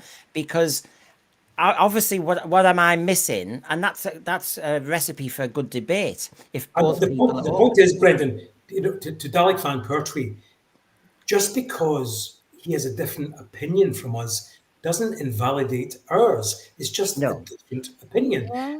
And as Rachel very eloquently said there, and I said similar myself, we are trying to recognize that these are ordinary people in this category doing their job to the best of their ability. We try to reflect that in terms of what we say. So we are trying to look for the good. But unfortunately, these are hardworking, talented people, badly led. Yeah, and I think that the director took it in a good direction. I think this director, I can't remember who it is. I think this director has got the best out of Ncuti that we're Yeah. going to get. And I do applaud that. I think this was probably the closest that he ever got to being the Doctor.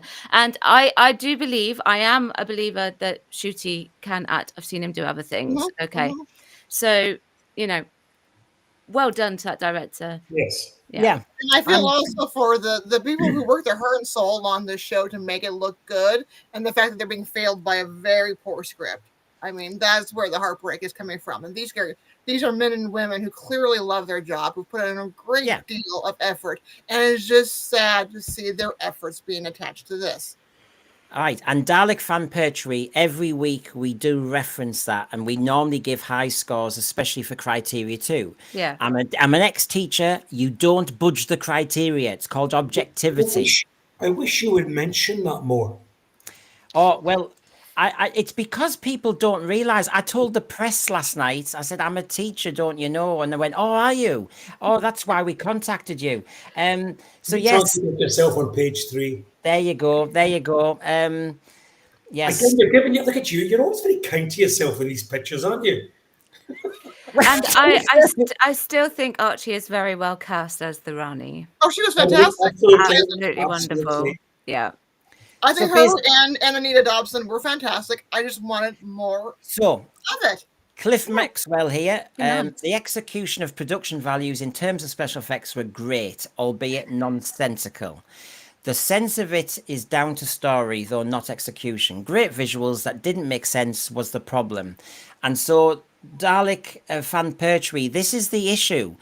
I can see a great effect and I can say, well done. As John has said, it's using the budget up, so make sure it has narrative impact. The whole point is we're trying to make throughout this, Brendan, is that there was nothing wrong with Omega.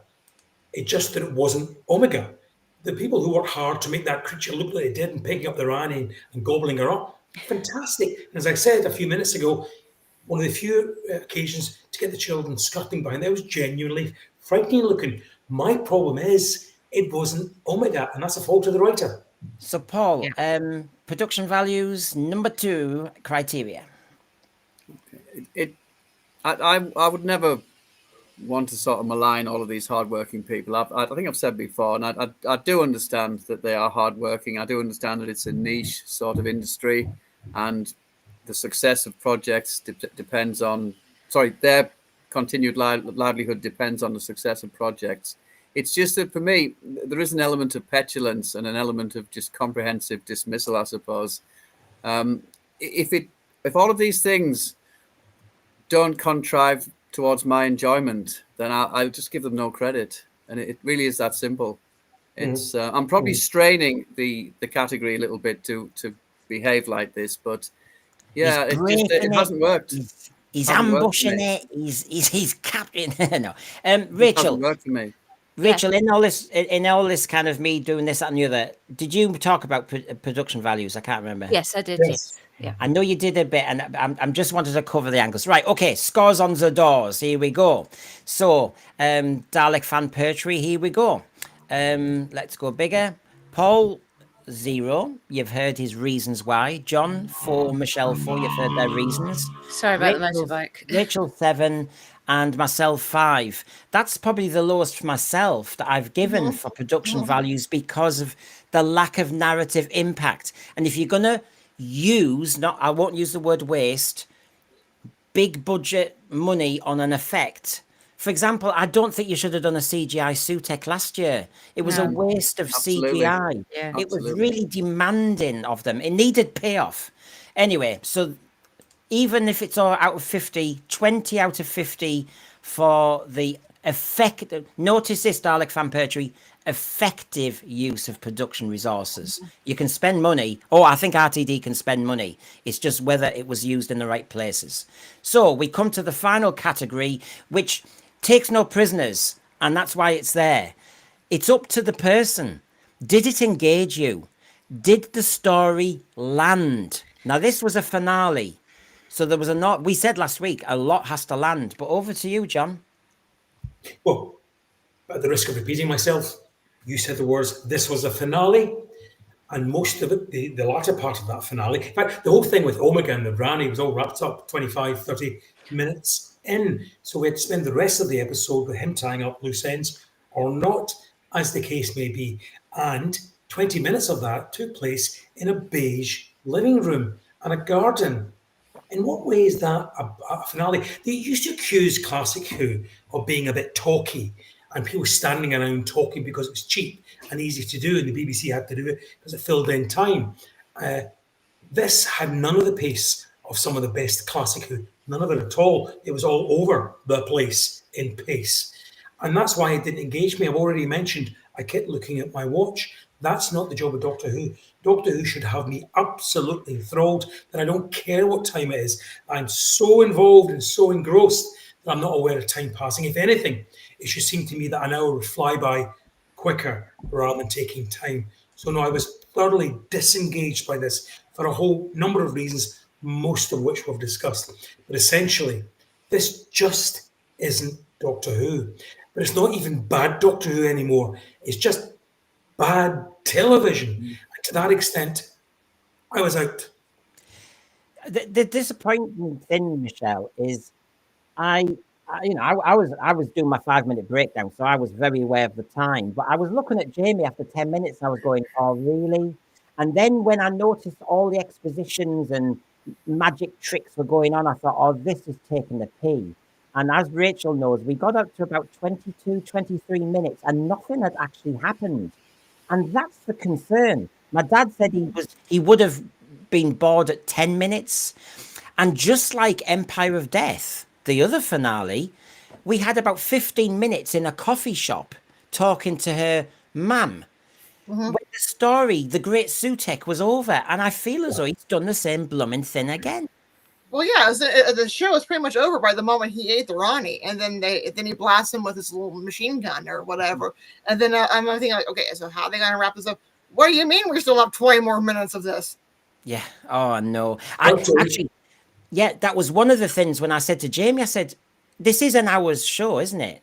And everything had been wrapped up. And I thought, well, if there is a regeneration, I was expecting the Daleks. You know, the leak was the Daleks might capture Ncuti. And I thought, oh, well, we're going to have a big Dalek scene and that nightclub scene where we'd all got that photograph about Mayday, and I thought, all right, we're going to do some nightclubbing, then the Dalek will land in a nightclub. This will be interesting. But no, we just had some chit chat and play with a kid on the floor with a playmat. And even the actress who played Poppy was like bored. I mean, granted, she's a baby. Yeah, No. she was. I mean, she was cute as a bun. But she a couple times were like, she's like, huh? Even my dad was like, she looks confused. I'm like, yeah, she's bored. Okay, so Rachel. Yeah, sorry about that. Don't worry, engagement. Were you touching grass? Yeah, exactly that. No, engagement. Yeah, so in the first time ever of Doctor Who in this series, I kept looking at my watch. Not in this story. In this story, I didn't look at my watch. I sat there with my mouth just hanging open after Omega had been defeated, and I was like, huh? Are we going to get back to something? And that's why I was so pleased to see Jodie, because she just brought that much needed energy. But there was just too much time waiting for me, in my opinion, and there was the payoff was just not big enough. It contrived itself because the Rani wasn't like the Rani, and we didn't focus on her evil plan, which was supposed to be an experiment, although I failed to see where the experiment part was supposed to come into it. That seemed to be a gap that they didn't sort of like cover, if you understand what I mean. It would have made more sense if she was trying to pull Time Lord DNA specifically from the Doctor to try and replicate it, but for some reason that's not happening. And there was too much focus on Poppy. Now there's only limited hours that a child of that age is allowed to work, so I don't know how exactly they would have got around that, but she had a lot of screen time for a child that big. It had been tough for her. I mean, yeah, a couple of times where she's kind of looking tired or bored. She's a baby. You can see it. Yeah, she's a little girl. You could see it. Yeah. And again, I said she was cute as can be. And I thought she was absolutely cute when she was talking in the high chair and everything. She looked much more engaged in those scenes because maybe she hasn't been to play with. She just looked absolutely lost near the end. But as Rachel's saying, a crash in the TARDIS didn't engage me. How many babies? I mean, even Anita was pregnant. I was starting to think, what's this show? Who's the father? What the hell? And wouldn't you think that Belinda would want to rush home with the baby to take it home to her parents? That would be my first thought. It's like, look, I got a baby. Oh, This is just not directed at science fiction people. There were good points about this story, but it just overall as a whole, it failed. In my opinion, it failed. And I was trying to recall earlier, when was the last time RTD did a finale for Doctor Who that was a two-parter full of exposition and next to nothing else? Because that's it, in his other finales he does action, right? Yeah. Is this the first time he's done something like this? And that's because I believe he doesn't know what to do with the Rani. I think he was just over ambitious, which means I have to score this lower because he wasn't able to, if I say to myself, I need the Rani in, that'd be good, and Rani helps deal with Omega, then I've got two problems. How do I deal with Omega and how do I deal with Rani in an hour? And let's be honest, Omega as a Doctor Who fan is big enough, as we said, to cover the whole damn thing, or the Rani. But to have the two together, then Mrs. Flood, she just conveniently disappears. If Mrs. Flood had hung around, that would have caused a problem for the Doctor. There was so many conveniences, and that bloody Vindicator clock, hello, the way I'm going to kill you before you eat me, it's just behind me. Oh, well done. That was genius writing that. I would have quite liked the Doctor to be eaten by Omega and see what he would have done about that. Well, regenerated, actually. He would have... Poof. So, Well, actually, no, he might not have done. He might have been eaten by Omega, and the new Doctor could have come out the other end. That's true. yeah. Or, Well, or they could be inside Omega's insides, and he's taken on the Rani from the inside, and they're having a battle of the sonic screwdriver. Let's see which one is superior. Get rid of it. Paul, I had so many problems with this about audience engagement because there were so many things to keep my eye on.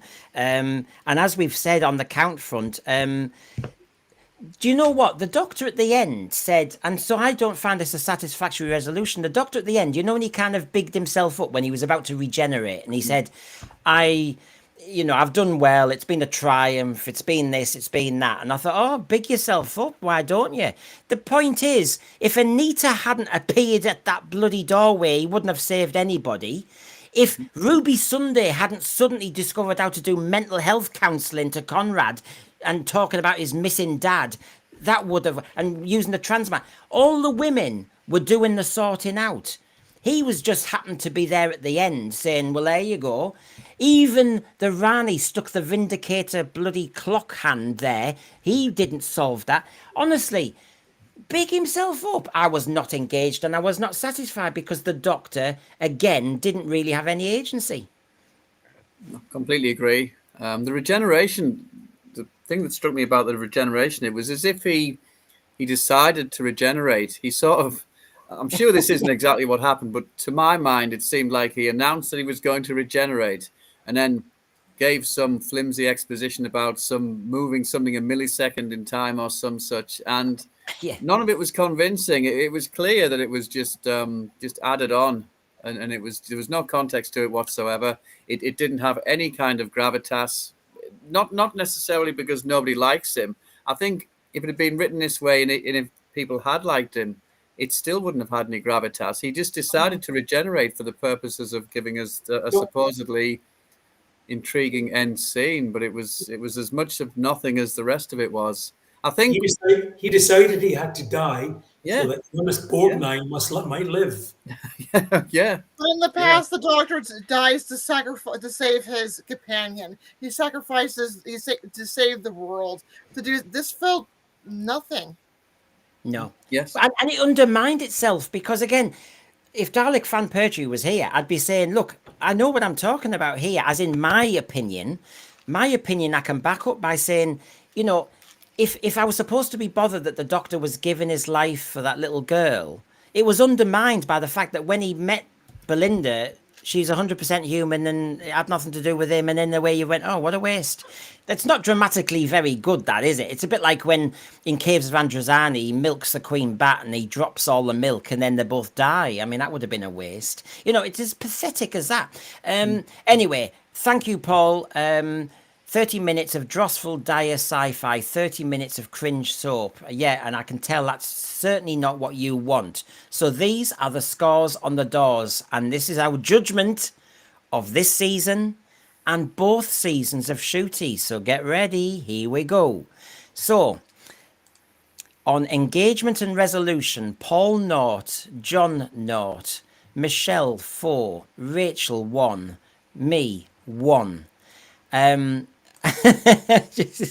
6 out of 50. We really weren't engaged. We were clock watching or we didn't like the resolution. I didn't like the bloody regeneration. So where does that leave us? Well, here we go. 35 points for the reality war. What does that do with our Tombstone Totaliser? It means, if I go bigger here, so there's the season as judged by all of us. And you can see the reality war came in last place. Story and Engine and Wish World were just a bit ahead, and it was the Well that won it. However, I suppose you want to see, if you judge both seasons, how did it pan out? And so I've done this one. There you go. There's the Ncuti era, judged by the Senssphere. The Well was the best story. The panel, I haven't directed it, the panel have decided. And the worst one was the Devil's Cord. And the reality war is just grateful that the Devil's Cord existed. So there you go. Those are the judgments of the Senssphere over 2 years of effort and talking and marking. There's Ncuti in a nutshell. Any thoughts, anyone? Well, I'm just celebrating the end of this because it's not Doctor Who. It's not engaged. It's not. It's not kept me watching. Like for anybody watching this and think, why do you want to come on a stream just to complain? It's not. I want to come on here, like Michelle said earlier. After Shooty's first episode, I come on here full of high hopes for this new era, and to that extent, I'm prepared to give Space Babies a far more generous review than it ultimately deserved, and that was because I was so shell shocked by the Chibnall era that I wanted this new era to win and succeed. To that extent, I was over generous, I think, in hindsight. So where we are now is we have just been battered into the ground for two things. One, with all the woke and the agenda, seeing all that's going on, but park that. This is just not only bad Doctor Who, but bad television. And if it's the last words I say in the thread tonight, I'll quite happily say it again. I lay this squarely at the door of Russell Davies and his executives at Bad Wolf, who have badly missold this program, who have just, I was going to use the word there, I'm not going to use, but they really have undersold the legacy of this program. And that means not only people of my age who've been with it most of their lives and all of the program's life, almost, but for those who have jumped on throughout its longevity, through its long life. They're at fault here, and they should hang their heads in shame. And for all those people who work alongside the costume designers, the directors, the makeup people, all those people who we mentioned earlier, they have been let down by a badly led production team, badly led by Russell Davies. Well, can I just say, because obviously my living was marking, and look, we have to have been objective. You've got the well that went over 100, and the lowest score's 27. That's a vast spectrum there. It's not as if we're all given roughly the same marks every week because we think the same about Shooty or RTD. So it proves it, and thanks Garbage, because that's the point, isn't it? Genuine scores.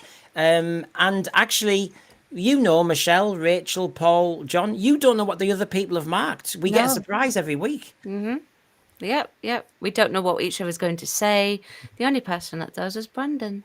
Just to prove that point, I challenge anybody who thinks otherwise to go and look way back in the Senssphere archive at that review we did of Space Babies at the start, and to see how generous we were in terms of thought, deed, and mark at the start of this new era. We were open to this, and we were badly let down. Yeah, I agree. Why would I want to start a stream? And I was talking to John about this before I even started this show, didn't I? And we wanted a range of views, and we were enjoying Doctor Who. We were excited it was coming back. So honestly, this is just us being us. And yes, I've been on a journey, as they say, and the journey I've grown in cynicism. Yeah, and I hate that. I hate that I become more cynical, because you go back to my review of the Church on Ruby Road, I passionately defended the right for the Doctor to cry, that it was okay to have emotion being shown, and other things that that I thought was light and frothy, and this is exactly what we needed, was something light and frothy. And I mean, they had kept in that tone. This could have been something wonderful. So, that's the fourth show in 18 hours. So I think I may stop there, and I'm going to have some champagne, John, as well. I've just gone to see my mum and dad, a bit like what Rachel's done. I'm about to go and see my mum and dad. Can I just say a massive thank you to the panel? I know you're working, you're doing other things and all the rest of it. For example, Rachel does do streams. I think there's one out now. Go on, Rachel. Yes, so my review for this one went up yesterday. And what did I release today? I released a ratings video as well. That went in earlier on today. And then tomorrow, we're going to be taking a look at the new Harry Potter casting, because I think it's time to see who the children are going to be, and perhaps an article that's tied into that. Then we're going to bring back TikTok Tuesday for this week, and we're going to do some TikToks, react to some TikToks. And I have no idea what I'm going to do on Wednesday yet, because nothing has hit the news. Well, I will do a saloon tomorrow because, as you know, I was interviewed about the press. So basically, I'm going to be discussing that message. Yes. So anyway, You're in the presence of a celebrity. I mean, just Get used to it. I'm never out of the press. You know that. Get I used may to it. I may not talk to you again. I might be in different circles. We knew him when. Yeah, you knew me when I was just this rough. But now, as you know, I'm very careful with my PR, and I obviously only have to be the good-looking one, and John obviously has to be the barber. I don't know why that was done. Anyway, thank you, everybody. Thank you to the thread for supporting us, for reposting us, and for talking to us. Have a good night, and come on, Doctor Who still lives on, and the credits tonight is, unfortunately, John, it's the barbers. See ya. Oh no. Thanks for watching.